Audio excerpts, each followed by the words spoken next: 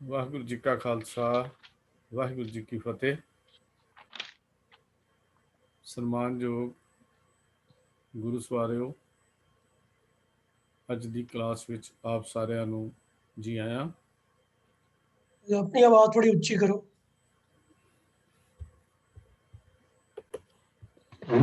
ਅੱਜ ਦੀ ਕਲਾਸ ਵਿੱਚ ਆਪ ਸਾਰਿਆਂ ਨੂੰ ਜੀ ਆਇਆਂ। ਵਾਹਿਗੁਰੂ ਦੀ ਅਪਾਰ ਬਖਸ਼ਿਸ਼ ਕਿਰਪਾ ਸਦਕਾ ਅਸੀਂ ਜਪ ਬਾਣੀ ਦੀ ਪੌੜੀ ਵਾਈਜ਼ ਸੰਖੇਪ ਸਾਰ ਵਿਚਾਰਾਂ ਕਰ ਰਹੇ ਹਾਂ। ਕੱਲ ਅਸੀਂ 7 ਪੌੜੀਆਂ ਤੱਕ ਇਹ ਵਿਚਾਰਾਂ ਸਾਂਝੀਆਂ ਕੀਤੀਆਂ ਸੀ। ਜੋ ਭਾਵ ਹਨ ਪੌੜੀਆਂ ਦੇ, ਉਹ ਵੀਰ ਪ੍ਰਭ ਕੀਰਤਨ ਸਿੰਘ ਜੀ ਨੇ ਆਪ ਜੀ ਨਾਲ ਸਾਂਝੇ ਕੀਤੇ ਸਨ। ਅੱਜ ਪੌੜੀ ਨੰਬਰ 8 ਤੋਂ ਅੱਗੇ ਵਿਚਾਰ ਆਰੰਭ ਕਰਾਂਗੇ। ਵਿਚਾਰਾਂ ਦੀ ਆਰੰਭਤਾ ਤੋਂ ਪਹਿਲਾਂ ਮੂਲ ਨਾਨਕਸ਼ਾਹੀ ਕੈਲੰਡਰ ਮੁਤਾਬਕ 14 ਅਪ੍ਰੈਲ ਖਾਲਸੇ ਦਾ ਸੰਪੂਰਨਤਾ ਦਿਵਸ, ਸਾਜਨਾ ਦਿਵਸ, ਆਪ ਸਾਰਿਆਂ ਨੂੰ ਬਹੁਤ ਬਹੁਤ ਵਧਾਈ ਦਿੰਦਾ ਹਾਂ।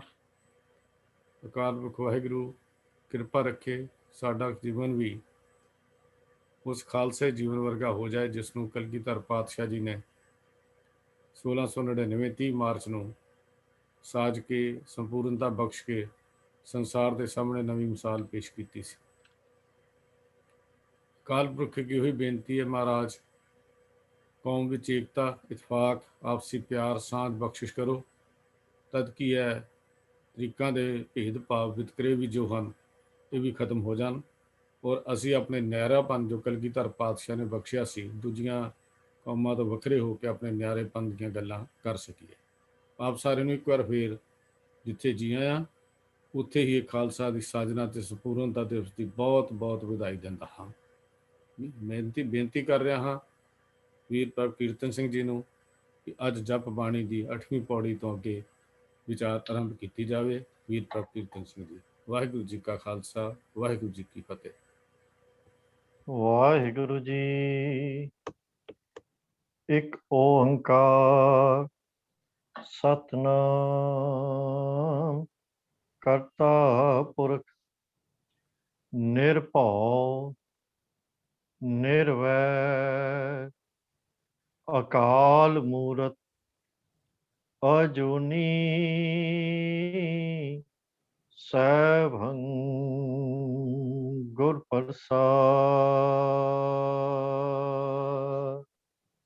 ਵਾਹਿਗੁਰੂ ਜੀ ਕਾ ਖਾਲਸਾ, ਵਾਹਿਗੁਰੂ ਜੀ ਕੀ ਫਤਿਹ।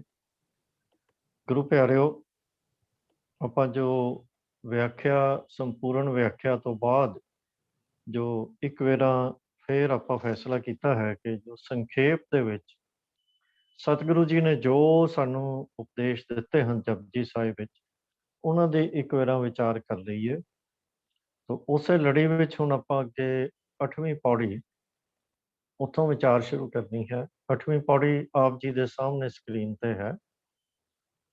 ਤਾਂ ਹੁਣ ਤੱਕ ਜੋ ਸਤਿਗੁਰਾਂ ਨੇ ਸਾਨੂੰ ਸਮਝਾਇਆ ਹੈ ਉਹ ਇਹ ਹੈ ਕਿ ਸਾਡਾ ਮਨੋਰਥ ਸਚਿਆਰਾ ਬਣਨਾ ਹੈ ਤਾਂ ਕਿ ਸਾਡੇ ਹਿਰਦੇ ਵਿੱਚ ਉਸ ਅਕਾਲ ਪੁਰਖ ਦਾ ਨਿਵਾਸ ਹੋ ਜਾਵੇ, ਸਾਡਾ ਹਿਰਦਾ ਅਕਾਲ ਪੁਰਖ ਦਾ ਘਰ ਬਣ ਜਾਵੇ। ਔਰ ਉਹਦੇ ਵਾਸਤੇ ਰਸਤਾ ਸਤਿਗੁਰਾਂ ਨੇ ਹੁਕਮ ਮੰਨਣ ਦਾ ਦੱਸਿਆ। ਨਾਲ ਹੀ ਦੱਸਿਆ ਕਿ ਉਹਦੇ ਰਸਤੇ ਵਿੱਚ ਹੁਕਮ ਮੰਨਣ ਵਿੱਚ ਰੁਕਾਵਟ ਜਿਹੜੀ ਹੈ ਉਹ ਕੂੜ ਦੀ ਹੈ, ਸਾਡੀ ਹਉਮੈ ਦੀ ਰੁਕਾਵਟ ਹੈ। ਔਰ ਇਹ ਰੁਕਾਵਟ ਅਸਲ ਦੇ ਵਿੱਚ ਇਹ ਹੋਣੀ ਨਹੀਂ ਚਾਹੀਦੀ, ਕਿਉਂਕਿ ਹਉਮੈ ਤਾਂ ਇੱਕ ਬਿਲਕੁਲ ਨਿਰਾਰਥਕ ਚੀਜ਼ ਹੈ। ਔਰ ਕਿਉਂਕਿ ਇਸ ਜਗਤ ਦੇ ਵਿੱਚ ਔਰ ਸਾਡੇ ਜੀਵਨ ਦੇ ਵਿੱਚ ਵਰਤਣਾ ਤਾਂ ਹੁਕਮ ਨਹੀਂ ਹੈ, ਪਰ ਅਸੀਂ ਹਉਮੈ ਨੂੰ ਇੱਕ ਕੂੜੀ ਚੀਜ਼ ਨੂੰ ਰਸਤੇ ਵਿੱਚ ਰੁਕਾਵਟ ਬਣਾ ਕੇ ਬੈਠ ਜਾਂਦੇ ਹਾਂ। ਤੋ ਇਹਨੂੰ ਤੋੜਨ ਦੀ ਲੋੜ ਹੈ। ਔਰ ਉਹਦਾ ਰਸਤਾ ਸਤਿਗੁਰਾਂ ਨੇ ਦੱਸਿਆ ਹੈ ਕਿ ਨਾਮ ਸਿਮਰਨ ਹੈ। ਉਹਦੀ ਮਿਹਰ ਪ੍ਰਾਪਤ ਕਰਨ ਦੇ ਲਈ ਨਾਮ ਸਿਮਰਨ ਕਰਨ ਦੇ ਨਾਲ ਮਤ ਦੇ ਵਿੱਚ ਜੋ ਰਤਨ ਜਵੇਹਰ ਸਤਿਗੁਰਾਂ ਨੇ ਸ਼ਬਦ ਵਰਤੇ ਹਨ, ਉਹ ਗੁਣ ਧਾਰਨ ਕਰਨ ਲਈ ਗੁਣਵੰਤੇ ਬਣਨ ਦਾ ਰਾਹ ਸਤਿਗੁਰਾਂ ਨੇ ਦੱਸਿਆ। ਬਾਕੀ ਸਾਰੇ ਰਾਹ ਸਤਿਗੁਰੂ ਕਹਿੰਦੇ ਹਨ ਨਿਰਾਰਥਕ ਹਨ, ਉਹ ਚਾਹੇ ਕਿਸੇ ਵੀ ਕਿਸਮ ਦੇ ਹੋਣ, ਆਪਾਂ ਕੱਲ ਜ਼ਿਕਰ ਕਰ ਚੁੱਕੇ ਹਾਂ। ਤੋ ਅਮਲੀ ਜੀਵਨ ਜਿਹੜਾ ਸਾਡਾ ਹੈ ਉਹੀ ਇੱਕੋ ਇੱਕ ਸਾਧਨ ਹੈ ਕਿ ਅਕਾਲ ਪੁਰਖ ਦੀ ਮਿਹਰ ਦੇ ਪਾਤਰ ਬਣੇ। ਤੇ ਅਮਲੀ ਜੀਵਨ ਚੰਗਾ ਬਣਾਉਣ ਲਈ ਗੁਣਾਂ ਦੀ ਲੋੜ ਹੈ, ਤੇ ਗੁਣਾਂ ਦਾ ਦਾਤਾ ਅਕਾਲ ਪੁਰਖ ਹੈ। ਤੇ ਅਕਾਲ ਪੁਰਖ ਦੀ ਮਿਹਰ ਤੇ ਨਦਰ ਪ੍ਰਾਪਤ ਕਰਨ ਦੇ ਵਾਸਤੇ ਸਾਨੂੰ ਅਕਾਲ ਪੁਰਖ ਦੇ ਨਾਲ ਪ੍ਰੇਮ ਪਾ ਕੇ, ਗੁਣ ਪ੍ਰਾਪਤ ਕਰਕੇ, ਉਹਦੇ ਹੁਕਮ ਨੂੰ ਪਛਾਣ ਕੇ ਤੇ ਉਹਦੀ ਮਿਹਰ ਅਸੀਂ ਪ੍ਰਾਪਤ ਕਰ ਸਕਦੇ ਹਾਂ। ਤਾਂ ਹੁਣ ਸਤਿਗੁਰਾਂ ਨੇ ਇਹ ਸਾਰਾ ਕੁਝ ਸਾਨੂੰ ਦੱਸ ਕੇ ਇੱਕ ਰਾਹ ਦਿਖਾ ਦਿੱਤਾ ਹੈ। ਹੁਣ ਸਤਿਗੁਰੂ ਸਾਨੂੰ ਅੱਗੇ ਇਸ ਰਸਤੇ ਤੇ ਚੱਲਣ ਦੇ ਵਾਸਤੇ ਪ੍ਰੇਰਨਾ ਦੇ ਰਹੇ ਹਨ, ਮੋਟੀਵੇਟ ਕਰ ਰਹੇ ਹਨ। ਤੇ ਉਹਨਾਂ ਨੇ ਢੰਗ ਉਹ ਵਰਤਿਆ ਹੈ ਕਿ ਸਾਡੇ ਸਾਹਮਣੇ ਇੱਕ ਨਕਸ਼ਾ ਖਿੱਚਿਆ ਹੈ ਉਹਨਾਂ ਵਿਅਕਤੀਆਂ ਦਾ ਜਿਹੜੇ ਇਸ ਰਸਤੇ ਦੇ ਉੱਤੇ ਚੱਲ ਰਹੇ ਹਨ, ਔਰ ਉਹਨਾਂ ਨੂੰ ਨਾਮ ਦਿੱਤਾ ਹੈ ਭਗਤ ਦਾ।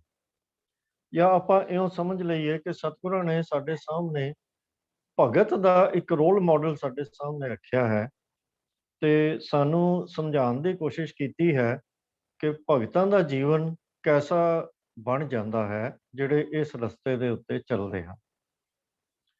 ਤੋ ਸਤਿਗੁਰਾਂ ਨੇ ਜਿਹੜੀਆਂ ਅਗਲੀਆਂ 8 ਪੌੜੀਆਂ ਦੇ ਵਿੱਚ 2 ਸ਼ਬਦਾਂ ਦੀ ਟੇਕ ਲਈ ਹੈ, ਇੱਕ ਸੁਣਿਆ ਤੇ ਇੱਕ ਮੰਨਿਆ।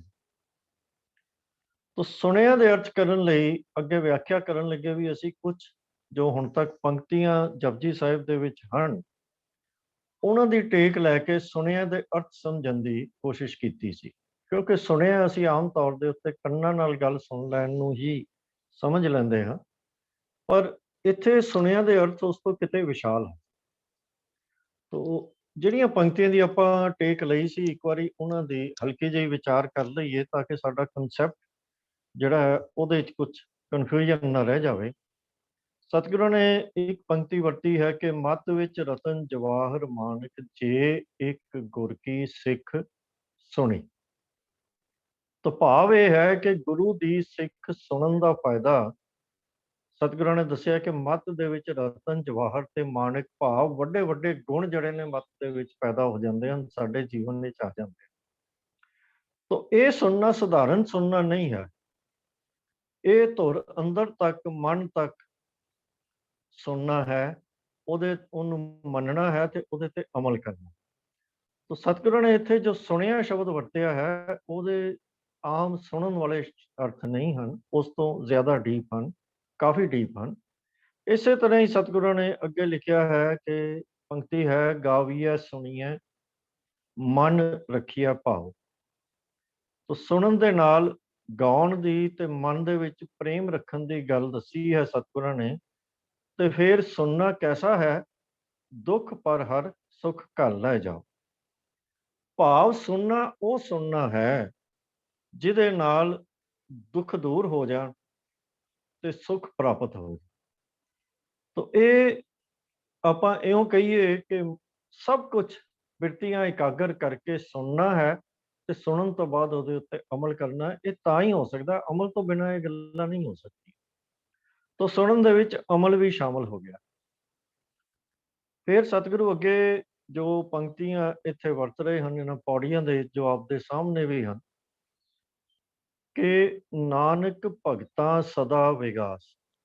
ਤਾਂ ਵਿਗਾਸ ਦੀ ਅਵਸਥਾ ਸਤਿਗੁਰੂ ਜੋ ਜ਼ਿਕਰ ਕਰ ਰਹੇ ਹਨ, ਸੁਣਨ ਦੇ ਨਾਲ ਘੜੀ ਦੋ ਘੜੀ ਦਾ ਆਨੰਦ ਆ ਜਾਣਾ ਅਸੀਂ ਸੰਗੀਤ ਚੋਂ ਵੀ ਲੈ ਲੈਂਦੇ ਹਾਂ, ਪਰ ਇਹ ਘੜੀ ਦੋ ਘੜੀ ਦੇ ਆਨੰਦ ਦੀ ਗੱਲ ਨਹੀਂ, ਇੱਥੇ ਸਦਾ ਵਿਗਾਸ ਦੀ ਗੱਲ ਸਤਿਗੁਰਾਂ ਨੇ ਕੀਤੀ ਹੈ। ਸਦਾ ਦਾ ਭਾਵ ਸਦੀਵੀ ਵਿਗਾਸ, ਸਦੀਵੀ ਖੇੜਾ, ਸਦੀਵੀ ਆਨੰਦ, ਸਦੀਵੀ ਵਿਸਮਾਦ ਦੀ ਅਵਸਥਾ ਦੀ ਸਤਿਗੁਰੂ ਗੱਲ ਕਰ।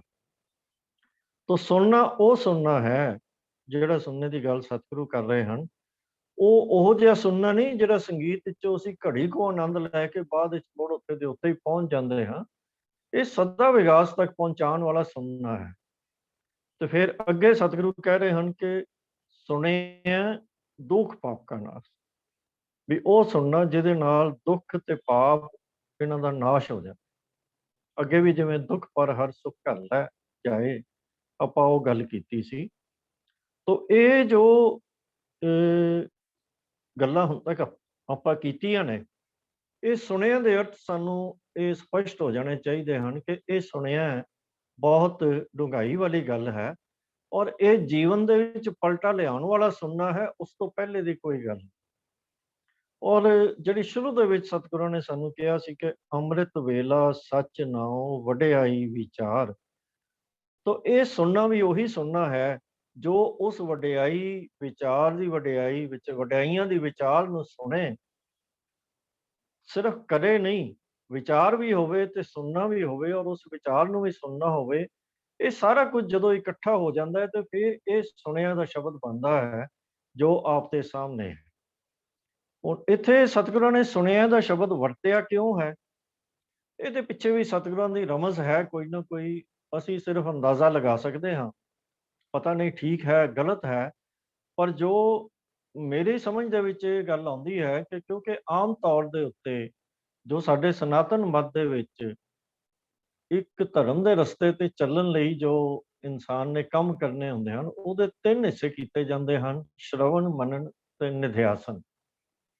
ਇਹ ਯੋਗ ਮਤ ਵਿੱਚ ਵੀ ਹਨ, ਵੇਦਾਂਤ ਵਿੱਚ ਵੀ ਹਨ, ਹੋਰਾਂ ਦੇ ਵਿੱਚ ਵੀ ਆਪੋ ਆਪਣੇ ਤਰੀਕੇ ਨਾਲ ਤਕਰੀਬਨ ਇਹੀ ਸਿਧਾਂਤ ਉਹਨਾਂ ਨੇ ਦਿੱਤੇ ਹਨ। ਔਰ ਅਸੀਂ ਸਾਰਿਆਂ ਨੇ ਇਹਨਾਂ ਪੰਕਤੀਆਂ ਦੀ ਕਥਾ ਸੁਣੀ ਹੈ। ਸਾਡੇ ਜੋ ਵਿਚਾਰਵਾਨ ਹਨ, ਜੋ ਸਟੇਜਾਂ ਦੇ ਉੱਤੇ ਕਥਾ ਕਰਦੇ ਹਨ, ਤੇ ਅਕਸਰ ਤੁਸੀਂ ਵੀ ਕਦੀ ਨਾ ਕਦੀ ਜ਼ਰੂਰ ਸੁਣਿਆ ਹੋਣਾ ਹੈ ਕਿ ਇਹ ਸੁਣਿਆ ਸ਼ਬਦ ਨੂੰ ਉਹ ਸ਼ਰਵਣ ਦੇ ਨਾਲ ਤੇ ਅੱਗੇ ਮੰਨਣ ਨੂੰ ਮੰਨਿਆ ਦੇ ਨਾਲ ਰਿਲੇਟ ਕਰਦੇ ਜਿਹੜੇ ਨੇ, ਉਹ ਸੁਣਿਆ ਦੇ ਅਰਥ ਹੀ ਸ਼ਰਵਣ ਵਾਲੇ ਕਰ ਦਿੰਦੇ। ਹੁਣ ਤੱਕ ਜੋ ਇਹ ਪੰਕਤੀਆਂ ਜੋ ਆਪ ਜੀ ਦੇ ਸਾਹਮਣੇ ਰੱਖੀਆਂ ਹਨ, ਉਹ ਸਿਰਫ ਇਹੀ ਦੱਸਣ ਲਈ ਹਨ ਕਿ ਇਹ ਉਹ ਸ਼ਰਵਣ ਨਹੀਂ ਹੈ ਤੇ ਨਾ ਹੀ ਮੰਨਣਾ ਜਿਹੜਾ ਹੈ ਉਹ ਮੰਨਣ ਹੈ। ਇਹ ਬਿਲਕੁਲ ਅਲੱਗ ਚੀਜ਼ਾਂ ਹਨ। ਉਹ ਸ਼ਰਵਣ ਹੈ ਜਦੋਂ ਗੁਰੂ ਦੇ ਚਰਨਾਂ ਵਿੱਚ ਬੈਠ ਕੇ ਉਹਦੀ ਸਿੱਖਿਆ ਸੁਣੀ ਤੇ ਯਾਦ ਕੀਤੀ।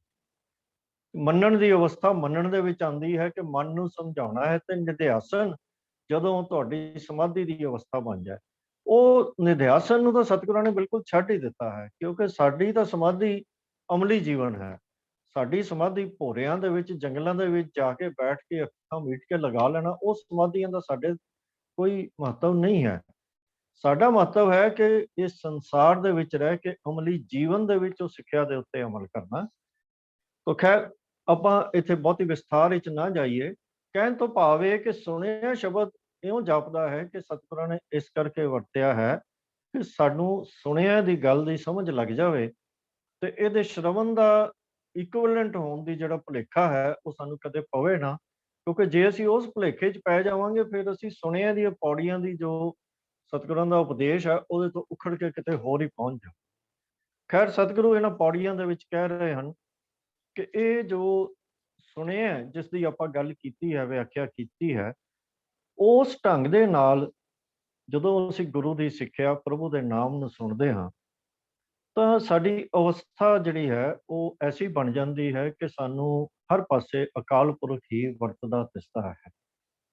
ਔਰ ਉਹਦੇ ਵਾਸਤੇ ਸਤਿਗੁਰਾਂ ਨੇ ਉਦਾਹਰਨ ਦਿੱਤੀ ਹੈ ਸਿੱਧਾਂ ਪੀਰਾਂ, ਸੁਰਾਂ ਤੇ ਨਾਥਾਂ ਦੀ, ਦੇਵਤਿਆਂ ਦੀ, ਜੋਗੀਆਂ ਦੀ।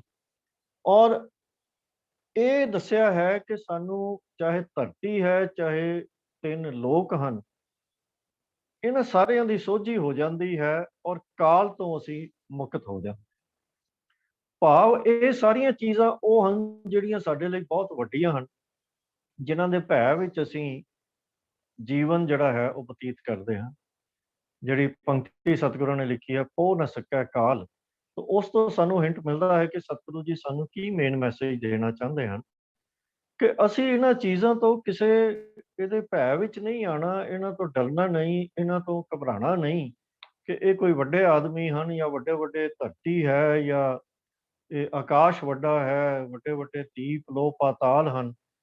ਸਤਿਗੁਰੂ ਕਹਿੰਦੇ ਹਨ ਕਿ ਇਹ ਸਾਰੀਆਂ ਚੀਜ਼ਾਂ ਦੀ ਜਦੋਂ ਅਕਾਲ ਪੁਰਖ ਸਾਰੇ ਪਾਸੇ ਵਰਤਦਾ ਦਿਸਦਾ ਹੈ ਤਾਂ ਸੁਤੇ ਹੀ ਸਾਡੀ ਮੱਤ ਦੇ ਵਿੱਚ ਇਹਨਾਂ ਦੀ ਪੂਰੀ ਸਮਝ ਜਿਹੜੀ ਹੈ ਉਹ ਪੈਦਾ ਹੋ ਜਾਂਦੀ ਹੈ, ਸੋਝੀ ਆ ਜਾਂਦੀ ਹੈ। ਔਰ ਇਹ ਜੋ ਉਹਦੇ ਅਸਰ ਕੀ ਹੁੰਦਾ ਹੈ ਕਿ ਜਦੋਂ ਇਹ ਸੋਝੀ ਪੈਦਾ ਹੁੰਦੀ ਹੈ ਤਾਂ ਭਗਤ ਦੀ ਅਵਸਥਾ ਸਦਾ ਵਿਗਾਸ ਵਾਲੇ ਰਸਤੇ ਤੇ ਚੱਲ ਪੈਂਦੀ ਹੈ। ਉਹ ਸਦਾ ਵਿਗਾਸ ਹੋ ਜਾਂਦਾ ਹੈ ਔਰ ਦੁੱਖਾਂ ਤੇ ਪਾਪਾਂ ਦਾ ਨਾਸ਼ ਹੋ। ਇਸੇ ਤਰ੍ਹਾਂ ਹੀ ਸਤਿਗੁਰੂ ਕਹਿੰਦੇ ਹਨ ਅਗਲੀ ਪੌੜੀ ਦੇ ਵਿੱਚ ਵੀ, ਹੁਣ ਦੇਵੀ ਦੇਵਤਿਆਂ ਵਾਲੀਆਂ ਜੋ ਅਵਸਥਾਵਾਂ ਹਨ, ਉਹ ਜਿਹੀ ਦ੍ਰਿਸ਼ਟੀ ਬਣ ਜਾਂਦੀ ਹੈ। ਕਿੰਨਾ ਵੀ ਮਾੜਾ ਵਿਅਕਤੀ ਹੋਵੇ, ਗੁਰੂ ਦੀ ਸਿੱਖਿਆ ਦੇ ਅਸਰ ਇਹ ਹੈ ਕਿ ਉਹ ਹੀ ਅਕਾਲ ਪੁਰਖ ਦੇ ਨਾਲ ਜੁੜਨਾ ਸ਼ੁਰੂ ਕਰ ਦਿੰਦਾ ਹੈ। ਜੋਗੀ ਔਰ ਉਹਨਾਂ ਦੀ ਜੁਗਤ ਉਹ ਵੀ ਜਿਹੜੇ ਉਹ ਕਰ ਕਰਕੇ ਆਪਣੇ ਸਰੀਰ ਦੇ ਉੱਤੇ ਕਾਬੂ ਕਰਨ ਲਈ ਉਹ ਆਸਨਾਂ ਦੀ, ਪ੍ਰਾਣਾਯਾਮ ਤੇ ਹੋਰ ਕਈ ਤਰ੍ਹਾਂ ਦੀਆਂ ਕਿਰਿਆਵਾਂ ਕਰਦੇ ਹਨ। ਔਰ ਇਸੇ ਤਰ੍ਹਾਂ ਹੀ ਸ਼ਾਸਤਰ, ਸਿਮਰਤ, ਵੇਦ ਭਾਵ ਜਿਹੜੇ ਵੱਡੇ ਵੱਡੇ ਗਿਆਨ ਤੋਂ ਕਹਿਣ ਤੋਂ ਭਾਵ ਇਹ ਹੈ, ਸਤਿਗੁਰੂ ਕਹਿੰਦੇ ਹਨ ਕਿ ਇਹ ਸਾਰੀਆਂ ਅਵਸਥਾਵਾਂ ਜਿਨ੍ਹਾਂ ਨੂੰ ਅਸੀਂ ਮੰਨ ਲੈਂਦੇ ਹਾਂ ਕਿ ਬਈ ਇਹ ਚੰਗੇ ਬਣਨ ਵਾਲੀ ਗੱਲ ਹੈ, ਮੁੱਖ ਸਲਾਹਨਮੰਦ, ਦੇਵਤਿਆਂ ਨੂੰ ਵੀ ਵੱਡੇ ਗਿਣ ਲਿਆ, ਜੋਗੀਆਂ ਨੂੰ ਵੀ ਬੜੀ ਸਮਝ ਹੈ, ਸ਼ਾਸਤਰਾਂ ਦੇ ਵਿੱਚ ਵੀ ਬੜਾ ਗਿਆਨ ਹੈ, ਵੇਦਾਂ ਵਿੱਚ ਵੀ ਬੜਾ ਗਿਆਨ ਹੈ। ਤਾਂ ਸਤਿਗੁਰੂ ਕਹਿੰਦੇ ਹਨ ਕਿ ਇਹ ਸਾਰੀਆਂ ਚੀਜ਼ਾਂ ਦੀ ਜੋ ਦ੍ਰਿਸ਼ਟੀ ਬਣ ਜਾਂਦੀ ਹੈ ਭਗਤ ਦੀ, ਜਿਹਦੇ ਸਾਹਮਣੇ ਇਹ ਸਾਰੀਆਂ ਚੀਜ਼ਾਂ ਵਿੱਚ ਹੀ ਆ ਜਾਂਦੀਆਂ ਹਨ, ਕਿਸੇ ਹੋਰ ਗਿਆਨ ਦੀ ਲੋੜ ਨਹੀਂ ਪੈਂਦੀ ਸਿਵਾਏ ਉਸ ਪਰਮੇਸ਼ਰ ਦੇ ਨਾਮ ਸਿਮਰਨ ਦੇ ਵਿੱਚ ਜੁੜਨ ਦੇ। ਬਾਕੀ ਸਾਰੀਆਂ ਚੀਜ਼ਾਂ ਆਪਣੇ ਆਪ ਹੀ ਇਹਦੇ ਵਿੱਚ ਆ ਜਾਂਦੀਆਂ, ਇਹ ਸਭ ਕੁਝ ਉਹਦੇ ਵਿੱਚ ਆ ਜਾਂਦੀਆਂ ਹਨ। ਕਿ ਇਹ ਨਾ ਸਮਝਣਾ ਕਿ ਅਕਾਲ ਪੁਰਖ ਦੇ ਨਾਮ ਸਿਮਰਨ ਨਾਲ ਬੈਠੇ ਆ, ਪਰ ਕੋਈ ਗਿਆਨੀ ਬੰਦਾ ਮੇਰੇ ਤੋਂ ਜ਼ਿਆਦਾ ਜਾਣਦਾ ਹੈ, ਮੇਰੇ ਤੋਂ ਜ਼ਿਆਦਾ ਉੱਚਾ ਹੈ। ਤੋ ਇਸੇ ਤਰ੍ਹਾਂ ਹੀ ਸਤਿਗੁਰੂ ਅੱਗੇ ਕਹਿੰਦੇ ਹਨ ਕਿ ਜਦੋਂ ਇਹਦੇ ਨਾਲ ਇਹ ਅਵਸਥਾ ਆਉਂਦੀ ਹੈ ਤਾਂ ਫਿਰ ਉਹ ਸਦਾ ਵਿਕਾਸ ਦੀ ਅਵਸਥਾ, ਤੇ ਇਹਨਾਂ ਸਾਰੇ ਚੀਜ਼ਾਂ ਦੇ ਡਰ ਤੋਂ, ਗਿਆਨ ਤੋਂ ਡਰਦੇ ਹੋਏ ਜੋ ਦੁੱਖ ਤਕਲੀਫਾਂ ਪੈਦਾ ਹੁੰਦੀਆਂ ਹਨ ਉਹ ਵੀ ਸਾਰੀਆਂ ਦੂਰ ਹੋ ਜਾਣ। ਤੇ ਅਗਲੀ ਫਿਰ ਸਤਿਗੁਰੂ ਅੱਗੇ ਇੱਕ ਹੋਰ ਗੱਲ ਸਾਨੂੰ ਸਮਝਾ ਰਹੇ ਹਨ ਕਿ ਜਦੋਂ ਅਕਾਲ ਪੁਰਖ ਦੇ ਨਾਮ ਦੇ ਵਿੱਚ, ਸੁਣਿਆ ਦੀ ਅਵਸਥਾ ਦੇ ਵਿੱਚ, ਸਹੀ ਅਰਥਾਂ ਵਿੱਚ ਪਹੁੰਚਦਾ ਹੈ ਵਿਅਕਤੀ, ਜਿਹਨੂੰ ਭਗਤ ਕਿਹਾ ਹੈ ਸਤਿਗੁਰਾਂ ਨੇ, ਤਾਂ ਹੁਣ ਗੁਣਾਂ ਦਾ ਪ੍ਰਵੇਸ਼ ਸਤਿਗੁਰੂ ਕਹਿੰਦੇ ਹਨ ਉਹਦੇ ਅੰਦਰ ਹੋਣਾ ਸ਼ੁਰੂ ਹੋ। ਸਤ, ਸੰਤੋਖ, ਗਿਆਨ ਦਾ ਜ਼ਿਕਰ ਕੀਤਾ ਹੈ। 8 ਕਾ ਇਸ਼ਨਾਨ ਭਾਵ ਹਰ ਤਰ੍ਹਾਂ ਦੀ ਪਵਿੱਤਰਤਾ ਲੋਕੀ ਲੱਭਣ ਦੇ ਲਈ ਤੀਰਥਾਂ ਦੇ ਇਸ਼ਨਾਨ ਕਰਦੇ ਫਿਰਦੇ ਹਨ, ਤਾਂ ਪਵਿੱਤਰਤਾ ਦੀ ਪ੍ਰਾਪਤੀ ਹੋ ਜਾਂਦੀ ਹੈ, ਜਾਂ ਅਨੇਕਾਂ ਤਰ੍ਹਾਂ ਦੇ ਗਿਆਨ ਪ੍ਰਾਪਤ ਕਰਦੇ ਹਨ। ਤੇ ਨਤੀਜਾ ਕੀ ਹੈ? ਸਤਿਗੁਰੂ ਕਹਿੰਦੇ ਹਨ ਨਾਮ ਸਿਮਰਨ ਨਾਲੇ ਸਾਰੀਆਂ ਪ੍ਰਾਪਤੀਆਂ ਹੋ ਜਾਂਦੀਆਂ ਹਨ। ਔਰ ਨਤੀਜਾ ਕੀ ਹੋ ਜਾਂਦਾ ਹੈ ਕਿ ਮਾਇਆ ਦਾ ਜੋ ਗਲਬਾ ਹੈ ਸਾਡੇ ਉੱਤੇ, ਉਹਦੇ ਤੋਂ ਮੁਕਤ ਹੋ ਕੇ ਜੋ ਕੂੜ ਦੀਆਂ ਚੀਜ਼ਾਂ ਹਨ, ਨਿਗੁਣੀਆਂ ਚੀਜ਼ਾਂ ਹਨ, ਮਾਇਆ ਦੇ ਵਿੱਚ ਅਸੀਂ ਮਗਨ ਹੋ ਕੇ ਰਹਿੰਦੇ ਹਨ, ਉਸ ਤੋਂ ਉੱਪਰ ਉੱਠ ਕੇ ਸਾਡਾ ਧਿਆਨ ਜੋ ਹੈ ਉਹ ਪ੍ਰਭੂ ਵੱਲ, ਪਰਮੇਸ਼ਰ ਵੱਲ ਲੱਗਣਾ ਸ਼ੁਰੂ ਹੋ ਜਾਂਦਾ ਹੈ। ਔਰ ਸਹਿਜ ਅਵਸਥਾ ਵਾਲੀ ਜਿਹੜੀ ਪ੍ਰਾਪਤੀ ਹੈ ਹੋ ਜਾਂਦੀ, ਕਿਉਂਕਿ ਇਹ ਸਾਰੀਆਂ ਚੀਜ਼ਾਂ ਕੀ ਹਨ ਜੋ ਵਿਕਾਸ ਤੱਕ, ਆਨੰਦ ਤੱਕ ਇਹ ਸਾਰੀਆਂ ਲੈ ਜਾਂਦੀਆਂ। ਤਾਂ ਕਹਿਣ ਤੋਂ ਭਾਵ ਇਹ ਹੈ ਕਿ ਇਹਦੀ ਅਵਸਥਾ, ਇਹ ਸਾਰੀਆਂ ਅਵਸਥਾਵਾਂ ਵਿੱਚ ਸਾਨੂੰ ਪ੍ਰਾਪਤ ਹੁੰਦੀ ਹੈ। ਤੋ ਅਗਲੀ ਪੌੜੀ ਦੇ ਵਿੱਚ ਸਤਿਗੁਰੂ ਜੀ ਕਹਿ ਰਹੇ ਹਨ ਕਿ ਜਿਨ੍ਹਾਂ ਨੂੰ ਅਸੀਂ ਵੱਡੀ ਅਵਸਥਾ ਵਾਲੇ ਜਾਂ ਬੜੇ ਪਵਿੱਤਰ ਮੰਨੇ ਜਾਂਦੇ ਵਿਅਕਤੀ ਹਨ, ਉਹਨਾਂ ਦਾ ਜ਼ਿਕਰ ਸਤਿਗੁਰੂ ਕਹਿ ਰਹੇ ਹਨ, ਜਿਨ੍ਹਾਂ ਨੂੰ ਅਸੀਂ ਧਾਰਮਿਕ ਤੌਰ ਤੇ, ਆਤਮਿਕ ਤੌਰ ਤੇ ਵੱਡੇ ਮੰਨਦੇ ਹਾਂ ਜਾਂ ਦੁਨਿਆਵੀ ਤੌਰ ਤੇ ਵੱਡੇ ਮੰਨਦੇ ਹਾਂ। ਤਾਂ ਸਤਿਗੁਰੂ ਜੀ ਕਹਿੰਦੇ ਹਨ ਕਿ ਸੁਣਨ ਨਾਲ ਵਿਅਕਤੀ ਦੇ ਵਿੱਚ ਸਾਰੇ ਉਹ ਗੁਣ ਆ ਜਾਂਦੇ ਹਨ ਜਿਹੜੇ ਹਰ ਕਿਸਮ ਦੇ ਲੋਕਾਂ ਦੇ ਵਿੱਚ ਗਿਣੇ ਜਾਂਦੇ ਹਨ, ਉਹ ਗੁਣਾਂ ਦੇ ਖਜ਼ਾਨੇ ਬਣ ਜਾਂਦੇ। ਔਰ ਇਹ ਨਹੀਂ ਕਿ ਉਹਨੂੰ ਫਿਰ ਮਤਲਬ ਇਹ ਗੁਣਾਂ ਦਾ ਅਸਰ ਕੀ ਹੈ? ਗੁਣਾਂ ਦਾ ਅਸਰ ਇਹ ਹੈ ਕਿ ਫਿਰ ਉਹਨੂੰ ਰਸਤਾ ਦਿਸਣਾ ਸ਼ੁਰੂ ਹੋ ਜਾਂਦਾ ਹੈ ਜੀਵਨ ਦਾ ਕਿ ਮੈਂ ਕਿਸ ਤਰੀਕੇ ਦੇ ਨਾਲ ਤੁਰਨਾ। ਅੰਧੇ ਪਾਵੇਂ ਰਾਹ ਤੇ ਹਾਥ ਹੋਵੇ ਇਸਕਾ। ਕਿਉਂ? ਕਿਉਂਕਿ ਜਗਤ ਦੀ ਅਸਲੀਅਤ ਪਤਾ ਲੱਗ, ਇਹ ਜਗਤ ਜੋ ਸਾਗਰ ਹੈ, ਬਿਖੜਾ ਸਾਗਰ ਹੈ, ਉਹ ਏਡੇ ਵੱਡੇ ਜਗਤ ਨੂੰ ਕਿਸ ਤਰ੍ਹਾਂ ਅਸੀਂ ਪਾਰ ਕਰਨਾ ਹੈ, ਉਹਦਾ ਰਸਤਾ ਪ੍ਰਾਪਤ ਹੋ ਜਾਂਦਾ ਹੈ। ਤੇ ਨਤੀਜਾ ਕੀ ਹੈ ਕਿ ਜੋ ਭਗਤ ਹੈ ਉਹ ਸਦਾ ਵਿਕਾਸ ਦੀ ਅਵਸਥਾ ਤੱਕ ਪਹੁੰਚਦਾ ਹੈ, ਭਾਵ ਅੰਦਰ ਖੇੜਾ ਹੀ ਖੇੜਾ ਹੋ ਜਾਂਦਾ ਹੈ, ਉਹ ਖੇੜਾ ਜਿਹੜਾ ਕਦੀ ਮੁੱਕਦਾ ਨਹੀਂ। ਔਰ ਜੀਵਨ ਦੇ ਸਾਰੇ ਦੁੱਖਾਂ ਪਾਪਾਂ ਦਾ ਨਾਸ਼ ਹੋ ਜਾਂਦਾ ਹੈ। ਭਾਵ ਇਹ ਹੈ ਕਿ ਇਨਸਾਨ ਦੀ ਅਵਸਥਾ ਇੰਨੀ ਉੱਚੀ ਹੋ ਜਾਂਦੀ ਹੈ ਕਿ ਉਹਨੂੰ ਦੁੱਖ ਤੇ ਪਾਪ ਜਿਹੜੇ ਹਨ ਉਹ ਕਿਸੇ ਤਰ੍ਹਾਂ ਵੀ ਪੋਹ ਨਹੀਂ ਸਕਦੇ, ਉਹਦੇ ਤੇ ਕੋਈ ਅਸਰ ਨਹੀਂ ਪਾ ਸਕਦੇ।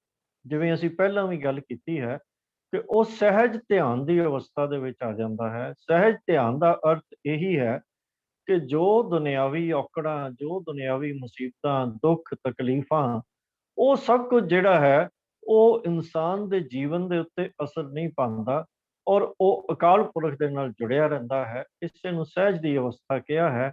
ਔਰ ਦੁੱਖਾਂ ਪਾਪਾਂ ਦਾ ਨਾਸ਼ ਹੋਣ ਦੀ ਗੱਲ ਵੀ ਜਿਹੜੀ ਹੈ ਉਹਦਾ ਅਰਥ ਵੀ ਇਹੀ ਹੈ ਕਿ ਜਦੋਂ ਇਨਸਾਨ ਸਦਾ ਵਿਕਾਸ ਦੀ ਅਵਸਥਾ ਵਿੱਚ ਪਹੁੰਚ ਜਾਏ ਤਾਂ ਉੱਥੇ ਦੁੱਖਾਂ ਪਾਪਾਂ ਦਾ ਤੇ ਪਹੁੰਚਣਾ ਆਪਣੇ ਆਪ ਹੀ ਅਸੰਭਵ ਹੈ। ਜਦੋਂ ਮਨੁੱਖ ਸਹਿਜ ਧਿਆਨ ਦੀ ਅਵਸਥਾ ਦੇ ਵਿੱਚ ਪਹੁੰਚ ਜਾਵੇ ਤਾਂ ਫਿਰ ਦੁੱਖਾਂ ਪਾਪਾਂ ਦੀ ਤਾਂ ਹੋਂਦ ਹੀ ਖਤਮ ਹੋ ਜਾਂਦੀ ਹੈ। ਤੋ ਇਹੀ ਸਤਿਗੁਰਾਂ ਨੇ ਕਿਹਾ ਹੈ ਕਿ ਉਹਦੇ ਜੀਵਨ ਵਿੱਚ ਦੁੱਖਾਂ ਪਾਪਾਂ ਦੀ ਕੋਈ ਹਸਤੀ ਨਹੀਂ ਰਹਿ ਜਾਂਦੀ, ਕਿਉਂਕਿ ਉਹਦੇ ਅੰਦਰ ਆਤਮਿਕ ਅਵਸਥਾ ਜੋ ਹੈ ਉਹ ਇੰਨੀ ਉੱਚੀ ਹੋ ਜਾਂਦੀ ਹੈ ਕਿ ਦੁੱਖ ਪਾਪ ਉਹਨੂੰ ਬਿਲਕੁਲ ਨਿਗੁਣੇ ਲੱਗਦੇ ਹਨ। ਜਿਵੇਂ ਰਸਤੇ 'ਚ ਤੁਰੇ ਜਾਂਦੇ ਆ, ਕੋਈ ਛੋਟੀ ਮੋਟਾ ਠੁੱਡਾ ਲੱਗ ਜਾਏ ਕਿਸੇ ਬੰਦੇ ਨੂੰ, ਜਾਂ ਕੋਈ ਰੋੜਾ ਰਸਤੇ ਵਿੱਚ ਆ ਜਾਏ, ਇਸ ਤੋਂ ਵੱਧ ਕਿਸੇ ਦੀ ਹਸਤੀ ਨਹੀਂ ਹੁੰਦੀ। ਇਹ ਦੁੱਖਾਂ ਪਾਪਾਂ ਦਾ ਨਾਸ਼ ਸਤਿਗੁਰੂ ਕਹਿੰਦੇ ਹਨ ਕਿ ਹੋ ਜਾਂਦਾ ਹੈ, ਕਿਉਂਕਿ ਭਗਤ ਜੋ ਹੈ ਉਹ ਸਦਾ ਵਿਗਾਸ ਦੇ ਵਿੱਚ, ਉਹ ਸਦੀਵੀ ਖੇੜੇ ਦੇ ਵਿੱਚ ਰਹਿੰਦਾ ਹੈ, ਸਦੀਵੀ ਆਨੰਦ, ਸਦੀਵੀ ਵਿਸਮਾਦ ਦੀ ਅਵਸਥਾ ਵਿੱਚ ਰਹਿੰਦਾ ਹੈ, ਸਹਿਜ ਧਿਆਨ ਦੀ ਅਵਸਥਾ ਦੇ ਵਿੱਚ ਪਹੁੰਚ ਜਾਂਦਾ ਹੈ। ਤਾਂ ਦੁੱਖਾਂ ਪਾਪਾਂ ਦੀ ਹਸਤੀ ਹੀ ਉੱਥੇ ਜਾ ਕੇ ਖਤਮ ਹੋ ਜਾਂਦੀ ਹੈ।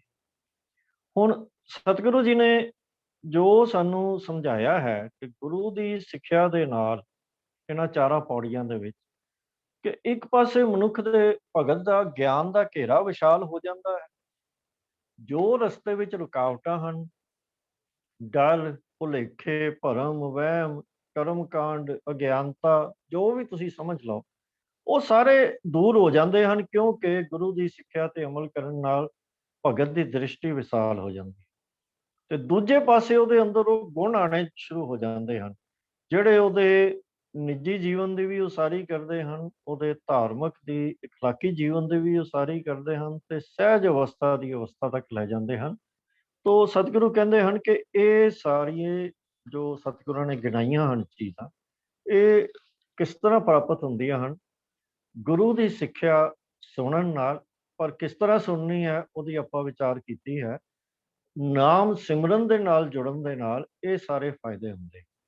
ਤੋ ਸਤਿਗੁਰਾਂ ਨੇ ਸਾਨੂੰ ਇਹ ਪ੍ਰੇਰਨਾ ਦਿੱਤੀ ਹੈ ਇਹਦੇ ਵਿੱਚ ਕਿ ਭਾਈ ਭਗਤ ਬਣੋ, ਉਸ ਪ੍ਰਭੂ ਦੇ ਨਾਮ ਸਿਮਰਨ ਨਾਲ ਜੁੜੋ, ਗੁਰੂ ਦੀ ਸਿੱਖਿਆ ਨੂੰ ਸੁਣੋ, ਸਮਝੋ ਤੇ ਅਮਲ ਕਰੋ। ਹੁਣ ਅਗਲਾ ਜੋ ਸਤਿਗੁਰਾਂ ਨੇ ਢੰਗ ਵਰਤਿਆ ਹੈ ਸਾਨੂੰ ਗੱਲ ਨੂੰ ਸਮਝਾਉਣ ਦਾ, ਉਹ ਹੈ ਕਿ ਉਹ ਵਿਅਕਤੀ ਜਿਹੜੇ ਇਸ ਅਵਸਥਾ ਤੱਕ ਆਪਾਂ ਇਉਂ ਸਮਝ ਲਈਏ ਇਹਦੇ ਰਸਤੇ ਉੱਤੇ ਚੱਲ ਰਹੇ ਹਨ, ਜਾਂ ਸਦਾ ਵਿਗਾਸ ਦੀ ਸਹਿਜ ਧਿਆਨ ਦੀ ਅਵਸਥਾ ਤੱਕ ਜਿਹੜੇ ਉਹ ਪਹੁੰਚ ਚੁੱਕੇ ਹਨ।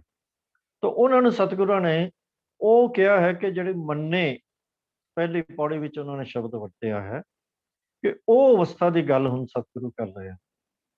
ਤੇ ਹੁਣ ਇਹਦੇ ਵਿੱਚ ਜੋ ਇਹ ਚਾਰ ਪੌੜੀਆਂ ਹਨ, ਜਿਹਦੇ ਵਿੱਚ ਅਸੀਂ ਅਖੀਰ ਦੇ ਉੱਤੇ ਆਂਦਾ ਹੈ ਕਿ ਐਸਾ ਨਾਮ ਨਿਰੰਜਨ ਹੋਏ, ਜੇ ਕੋ ਮਨ ਜਾਣੈ ਮਨ ਕੋਇ। ਤੋ ਸਤਿਗੁਰੂ ਹੁਣ ਕਹਿ ਰਹੇ ਹਨ ਕਿ ਇਹ ਉਹ ਵਿਅਕਤੀ ਹਨ ਜਿਹੜੇ ਉਸ ਤੋਂ ਅੱਗੇ ਉਸ ਰਸਤੇ ਤੱਕ ਪਹੁੰਚ ਚੁੱਕੇ ਹਨ, ਸਹਿਜ ਧਿਆਨ ਦੀ ਅਵਸਥਾ ਤੱਕ ਪਹੁੰਚ ਚੁੱਕੇ ਹਨ। ਪਰ ਸਤਿਗੁਰੂ ਸ਼ੁਰੂ ਦੇ ਵਿੱਚ ਹੀ ਸਾਨੂੰ ਇਉਂ ਸਮਝੋ ਕਿ ਸਾਨੂੰ ਇਹ ਪ੍ਰੇਰਨਾ ਦੇ ਰਹੇ ਹਨ ਕਿ ਭਾਈ ਇਸ ਰਸਤੇ ਤੇ ਤੁਰੋ। ਮੈਂ ਤੁਹਾਨੂੰ ਦੱਸਦਾ ਰਿਹਾ ਹਾਂ ਕਿ ਐਸੇ ਵਿਅਕਤੀ ਦੀ ਅਵਸਥਾ ਕੀ ਹੈ, ਪਰ ਇਹ ਯਾਦ ਰੱਖਣਾ ਇਹ ਅਵਸਥਾ ਅਸਲ ਦੇ ਵਿੱਚ ਦੱਸੀ ਨਹੀਂ ਜਾ ਸਕਦੀ, ਕਹੀ ਨਾ ਜਾਏ, ਤੇ ਕਹਿ ਕੇ ਪਛਤਾਣਾ ਹੀ ਪੈਂਦਾ ਹੈ ਕਿ ਕਿਉਂਕਿ ਜਿੰਨੀ ਵੀ ਦੱਸਾਂਗੇ ਉਹ ਅਧੂਰੀ ਹੀ ਹੋਏ। ਔਰ ਸਤਿਗੁਰੂ ਕਹਿੰਦੇ ਹਨ ਕਿ ਇਹਦਾ ਕਿਸੇ ਵੀ ਤਰੀਕੇ ਦੇ ਨਾਲ ਅਸੀਂ ਬਿਆਨ ਨਹੀਂ ਕਰ ਸਕਦੇ, ਔਰ ਇਹ ਉਹ ਅਵਸਥਾ ਹੈ ਜਿਹੜੀ ਅਸੀਂ ਪ੍ਰਾਪਤ ਕਰਨੀ ਹੈ। ਤਾਂ ਸਤਿਗੁਰੂ ਇਹ ਸਾਨੂੰ ਮੋਟੀਵੇਟ ਕਰ ਰਹੇ ਹਨ ਕਿ ਭਾਈ ਹੁਣ ਅੱਗੇ ਇਸ ਅਵਸਥਾ ਵੱਲ ਆਪਣਾ ਤੁਰਨਾ ਹੈ, ਇਸ ਅਵਸਥਾ ਤੱਕ ਪਹੁੰਚਣਾ ਹੈ ਜਿਹੜੀ ਅਕਥ ਹੈ, ਜਿਸ ਦਾ ਬਿਆਨ ਨਹੀਂ ਕੀਤਾ ਜਾ ਸਕਦਾ। ਤੋ ਸਤਿਗੁਰੂ ਕਹਿੰਦੇ ਹਨ ਕਿ ਇਹਦੇ ਜਿਹੜੇ ਅਖੀਰ ਦੀਆਂ ਪੰਕਤੀਆਂ ਹਨ ਕਿ ਐਸਾ ਨਾਮ ਨਿਰੰਜਨ ਹੋਏ, ਜੇ ਕੋ ਮਨ ਜਾਣੈ ਮਨ। ਹੁਣ ਇਹਦਾ ਕੀ ਅਰਥ ਹੈ? ਮਨ ਜਾਣੈ ਮਨ ਕੋਇ ਦਾ ਕੀ ਅਰਥ ਹੈ? ਕਿ ਜਦੋਂ ਬੰਦਾ ਗੁਰੂ ਦੀ ਸਿੱਖਿਆ ਤੇ ਚੱਲ ਕੇ ਉਹਦੇ ਤੇ ਪੂਰਨ ਭਰੋਸਾ, ਮਨ ਭਾਵ ਉਹਦਾ ਮਨ ਮੰਨ ਜਾਵੇ ਤੇ ਪੂਰਨ ਭਰੋਸਾ ਕਾਇਮ ਹੋ ਜਾਵੇ ਜੇਕਰ ਕਿਸੇ ਦਾ, ਤੇ ਫੇਰ ਹੀ ਅਸੀਂ ਅਗਲੀ ਅਵਸਥਾ ਤੱਕ ਜਾ ਸਕਦੇ। ਤੋ ਇਹ ਸਤਿਗੁਰੂ ਕਹਿ ਰਹੇ ਹਨ ਕਿ ਇਹ ਜਦੋਂ ਅਸੀਂ ਉਸ ਅਕਾਲ ਪੁਰਖ ਦੇ ਉੱਤੇ ਪੂਰਨ ਭਰੋਸਾ ਸਾਡਾ ਕਾਇਮ ਹੋ ਜਾਂਦਾ ਹੈ, ਨਾਮ ਸਿਮਰਨ ਦੀਆਂ ਬਰਕਤਾਂ ਦੇ ਵਿੱਚ ਪੂਰਾ ਭਰੋਸਾ ਕਾਇਮ ਹੋ ਜਾਂਦਾ ਹੈ, ਨਾਮ ਦੇ ਵਿੱਚ ਜੁੜੀ ਹੋਈ ਸੁਰਤ ਦਾ ਜੋ ਅਮਲੀ ਜੀਵਨ ਹੈ ਉਹ ਸਾਡੇ ਸਾਹਮਣੇ ਹੋ ਜਾਂਦਾ ਹੈ, ਤੇ ਇੱਕ ਨਾਮ ਸਿਮਰਨ ਤੋਂ ਟੁੱਟੇ ਹੋਏ ਜੀਵਨ ਦਾ ਜੋ ਅਮਲੀ ਜੀਵਨ ਹੈ ਉਹ ਸਾਡੇ ਸਾਹਮਣੇ ਹੋ ਜਾਂਦਾ, ਤੇ ਸਾਡਾ ਭਰੋਸਾ ਕਾਇਮ ਹੋ ਜਾਂਦਾ ਹੈ ਕਿ ਇਹ ਵਿਅਕਤੀ, ਇਹ ਅਵਸਥਾ ਜਿਹੜੀ ਹੈ ਅਸੀਂ ਪ੍ਰਾਪਤ ਕਰਨੀ, ਅਸੀਂ ਐਸੇ ਬਣਨਾ ਹੈ। ਤੋ ਇਹ ਬੜੀ ਉੱਚੀ ਅਵਸਥਾ ਹੈ। ਤੋ ਇਹ ਜੋ ਅਵਸਥਾ ਹੈ ਇਹ ਹੁਣ ਅਸੀਂ ਇਉਂ ਕਹੀਏ ਕਿ ਹੁਣ ਇੰਨੀ ਉੱਚੀ ਅਵਸਥਾ ਹੈ, ਜਿਵੇਂ ਅਸੀਂ ਆਮ ਉਦਾਹਰਣ ਪਾਰਸ ਦੀ ਦਿੰਦੇ ਹਾਂ ਕਿ ਇਹ ਨਾਮ ਦੀ ਪਾਰਸ ਕਲਾ ਦਾ ਨਤੀਜਾ ਹੈ ਕਿ ਜਦੋਂ ਨਾਮ ਨਾਲ ਜੁੜ ਗਏ ਤਾਂ ਫਿਰ ਪਾਰਸ ਕਲਾ ਦੇ ਨਾਲ ਇਤਨੀ ਉੱਚੀ ਅਵਸਥਾ ਹੋ ਗਈ ਕਿ ਜਿਹੜੀ ਦੱਸੀ ਹੀ ਨਹੀਂ ਜਾ ਸਕਦੀ। ਤੋ ਸਾਨੂੰ ਸਤਿਗੁਰੂ ਕਹਿ ਰਹੇ ਹਨ ਕਿ ਸੁਰਤੀ ਦੇ ਵਿੱਚ ਵਸਾਓ ਆਪਣੀ ਮਨ ਜਾਣੈ ਮਨ ਕੋਏ, ਜੇ ਕੋ ਮਨ ਜਾਣੈ ਮਨ ਕੋਏ ਦੀ ਅਵਸਥਾ ਤੱਕ ਆਓ। ਨਾਮ ਦੇ ਨਾਲ ਉਸ ਅਵਸਥਾ, ਉਸ ਹਾਲਤ ਤੱਕ ਜੁੜੋ, ਉਸ ਅਵਸਥਾ ਤੱਕ ਲੈ ਕੇ ਜਾਓ ਤੇ ਉਸ ਅਵਸਥਾ ਨੂੰ ਪ੍ਰਾਪਤ ਕਰੋ ਜਿਹੜੀ ਅਕਥ ਹੈ। ਤੇ ਹੁਣ ਅੱਗੇ ਸਤਿਗੁਰੂ ਜ਼ਿਕਰ ਕਰ ਰਹੇ ਹਨ ਕਿ ਹੁਣ ਇਹਦਾ ਅਸਰ ਕੀ ਹੋਏਗਾ ਜਦੋਂ ਅਸੀਂ ਉਸ ਅਵਸਥਾ ਵੱਲ ਜਾਣ ਦੀ ਕੋਸ਼ਿਸ਼ ਕਰਦੇ ਹਾਂ, ਨਾਮ ਦੇ ਨਾਲ ਜੁੜਦੇ ਹਾਂ। ਤਾਂ ਅਗਲੀ ਗੱਲ ਸਤਿਗੁਰੂ ਕਹਿ ਰਹੇ ਹਨ ਕਿ ਸਾਨੂੰ ਜਿਹੜੀ ਭਗਤ ਦਾ ਕੀ ਹੁੰਦਾ ਹੈ, ਸੁਰਤ ਮਨ ਮਨ ਬੁੱਧ, ਇਹ ਜੋ ਹਨ ਇਹ ਸੁਰਤੀ ਤੇ ਬੁੱਧੀ ਦੋਨੋਂ ਜਾਗਰਤ ਹੋ ਜਾਣ ਔਰ ਉਹਦੇ ਗਿਆਨ ਦਾ ਘੇਰਾ ਬਹੁਤ ਵਿਸ਼ਾਲ ਹੋ ਜਾਂਦਾ ਕਿ ਉਹਨੂੰ ਹਰ ਥਾਂ ਦੇ ਉੱਤੇ ਸਗਲ ਭਵਨ ਕੀ ਸੁਧ ਦਾ ਅਰਥ ਹੈ ਕਿ ਉਹਦਾ ਗਿਆਨ ਦਾ ਘੇਰਾ ਐਡਾ ਕੁ ਵਿਸ਼ਾਲ ਹੋ ਜਾਂਦਾ ਹੈ ਕਿ ਉਹਨੂੰ ਇਹ ਦਿਸਣਾ ਸ਼ੁਰੂ ਹੋ ਜਾਂਦਾ ਹੈ ਕਿ ਹਰ ਪਾਸੇ ਹੁਣ ਅਕਾਲ ਪੁਰਖ ਹੀ ਵਰਤ ਰਿਹਾ ਹੈ, ਹਰ ਥਾਂ ਤੇ ਉਹੀ ਹੈ। ਬਸ ਇਹੀ ਜਦੋਂ ਨਜ਼ਰ ਆ ਗਿਆ ਫਿਰ ਸਾਨੂੰ ਕੋਈ ਕਿਸੇ ਤਰੀਕੇ ਨਾਲ ਕੋਈ ਭਟਕਣ ਨਹੀਂ ਹੋ ਸਕਦੀ।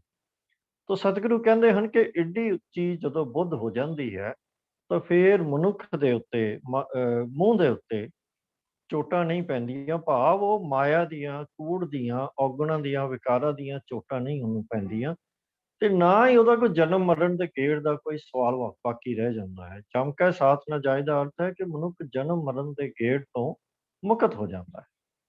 ਤਾਂ ਸਤਿਗੁਰੂ ਕਹਿੰਦੇ ਹਨ ਕਿ ਇਹ ਇੱਕ ਐਸੀ ਅਵਸਥਾ ਹੈ, ਸਤਿਗੁਰੂ ਕਹਿੰਦੇ ਹਨ ਕਿ ਜਦੋਂ ਗਿਆਨ ਦਾ ਘੇਰਾ ਅਤ ਵਿਸ਼ਾਲ ਹੈ ਔਰ ਮਾਇਆ ਦੀਆਂ ਚੋਟਾਂ ਤੋਂ ਮੁਕਤ ਹੋ ਕੇ ਜਨਮ ਮਰਨ ਦੇ ਗੇੜ ਤੋਂ ਇਨਸਾਨ ਮੁੱਕ ਜਾਂਦਾ ਹੈ, ਛੁੱਟ ਜਾਂਦਾ ਹੈ। ਤੋਂ ਸਤਿਗੁਰੂ ਕਹਿੰਦੇ ਹਨ ਕਿ ਇਹ ਉਸ ਨਾਮ ਦੇ ਨਾਲ ਜੁੜਨ ਦੀ ਬਰਕਤ ਹੈ।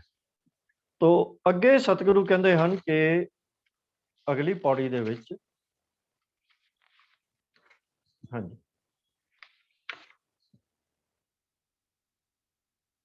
ਹੁਣ ਸਤਿਗੁਰੂ ਕਹਿੰਦੇ ਹਨ ਕਿ ਅਗਲੀ ਅਵਸਥਾ ਸਤਿਗੁਰੂ ਜੋ ਦੱਸ ਰਹੇ ਹਨ ਕਿ ਰਸਤੇ ਦੀਆਂ ਸਾਰੀਆਂ ਰੁਕਾਵਟਾਂ ਦੂਰ ਹੋ ਜਾਂਦੀਆਂ ਹਨ ਔਰ ਇਨਸਾਨ ਦਾ ਜੋ ਜੀਵਨ ਹੈ ਉਹ ਇੰਨਾ ਮਹਾਨ ਹੋ ਜਾਂਦਾ ਹੈ, ਇੰਨਾ ਉੱਚਾ ਹੋ ਜਾਂਦਾ ਹੈ ਕਿ ਉਹ ਪ੍ਰਗਟ ਤੌਰ ਤੇ ਸਾਰੇ ਜਗਤ ਦੇ ਸਾਹਮਣੇ ਜੋ ਪ੍ਰਗਟ ਹੋ ਕੇ ਜਾਂਦਾ ਹੈ, ਇੱਜ਼ਤ ਸ਼ੋਭਾ ਪਤ ਸਿਉ ਪ੍ਰਗਟ ਜਾਏ, ਉਹਦੀ ਜੋ ਸਨਮਾਨ ਹੈ ਉਹ ਜਗਤ ਦੇ ਵਿੱਚ ਬਣਦਾ ਹੈ। ਰਸਤੇ ਦੀਆਂ ਸਾਰੀਆਂ ਰੁਕਾਵਟਾਂ ਦੂਰ ਹੋ ਜਾਂਦੀਆਂ। ਤਾਂ ਇਹਦਾ ਕੀ ਅਰਥ ਹੈ? ਅੱਗੇ ਸਤਿਗੁਰੂ ਕਹਿੰਦੇ ਹਨ ਕਿ ਮੰਨੈ ਮੱਗ ਨਾ ਚੱਲੈ ਪੰਥ, ਮੰਨੈ ਧਰਮ ਸੇਤੀ ਸੰਤ। ਤਾਂ ਐਸਾ ਵਿਅਕਤੀ ਜੋ ਹੈ ਹੁਣ ਉਹਦਾ ਧਰਮ ਦੇ ਨਾਲ ਸਿੱਧਾ ਸੰਬੰਧ ਜੁੜ ਜਾਂਦਾ। ਤਾਂ ਆਪਾਂ ਵਿਚਾਰ ਇਹਦੇ ਬਾਰੇ ਉਦੋਂ ਵੀ ਕੁਝ ਵਿਸਥਾਰ ਵਿੱਚ ਕੀਤੀ ਸੀ, ਟੂਕ ਮਾਤਰ ਹੁਣ ਵੀ ਕਰ ਲੈਂਦੇ ਹਾਂ ਕਿ ਧਰਮ ਅਸਲ ਵਿੱਚ ਹੈ ਕੀ ਹੈ ਔਰ ਮੱਗ ਨਾ ਚੱਲੈ ਪੰਥ ਦਾ ਅਰਥ ਕੀ ਹੈ ਕਿ ਜੋ ਧਰਮ ਸਰਬ ਧਰਮ ਮੈਂ ਸ੍ਰੇਸ਼ਟ ਧਰਮ, ਹਰ ਕੋ ਨਾਮ ਜਪ ਨਿਰਮਲ ਕਰਮ, ਭਾਵ ਸਾਡਾ ਆਚਰਣ ਪਵਿੱਤਰ ਹੋਵੇ ਤੇ ਪ੍ਰਭੂ ਦੀ ਯਾਦ ਦੇ ਨਾਲ ਜੁੜੇ ਰਹੀਏ। ਔਰ ਇਹ ਜੋ ਜੀਵਨ ਹੈ ਇਹ ਦੋਵੇਂ ਅਲੱਗ-ਅਲੱਗ ਅਵਸਥਾ ਨਹੀਂ ਹਨ, ਇਹਨਾਂ ਦਾ ਸੰਬੰਧ ਵੀ ਡੂੰਘਾ ਹੈ।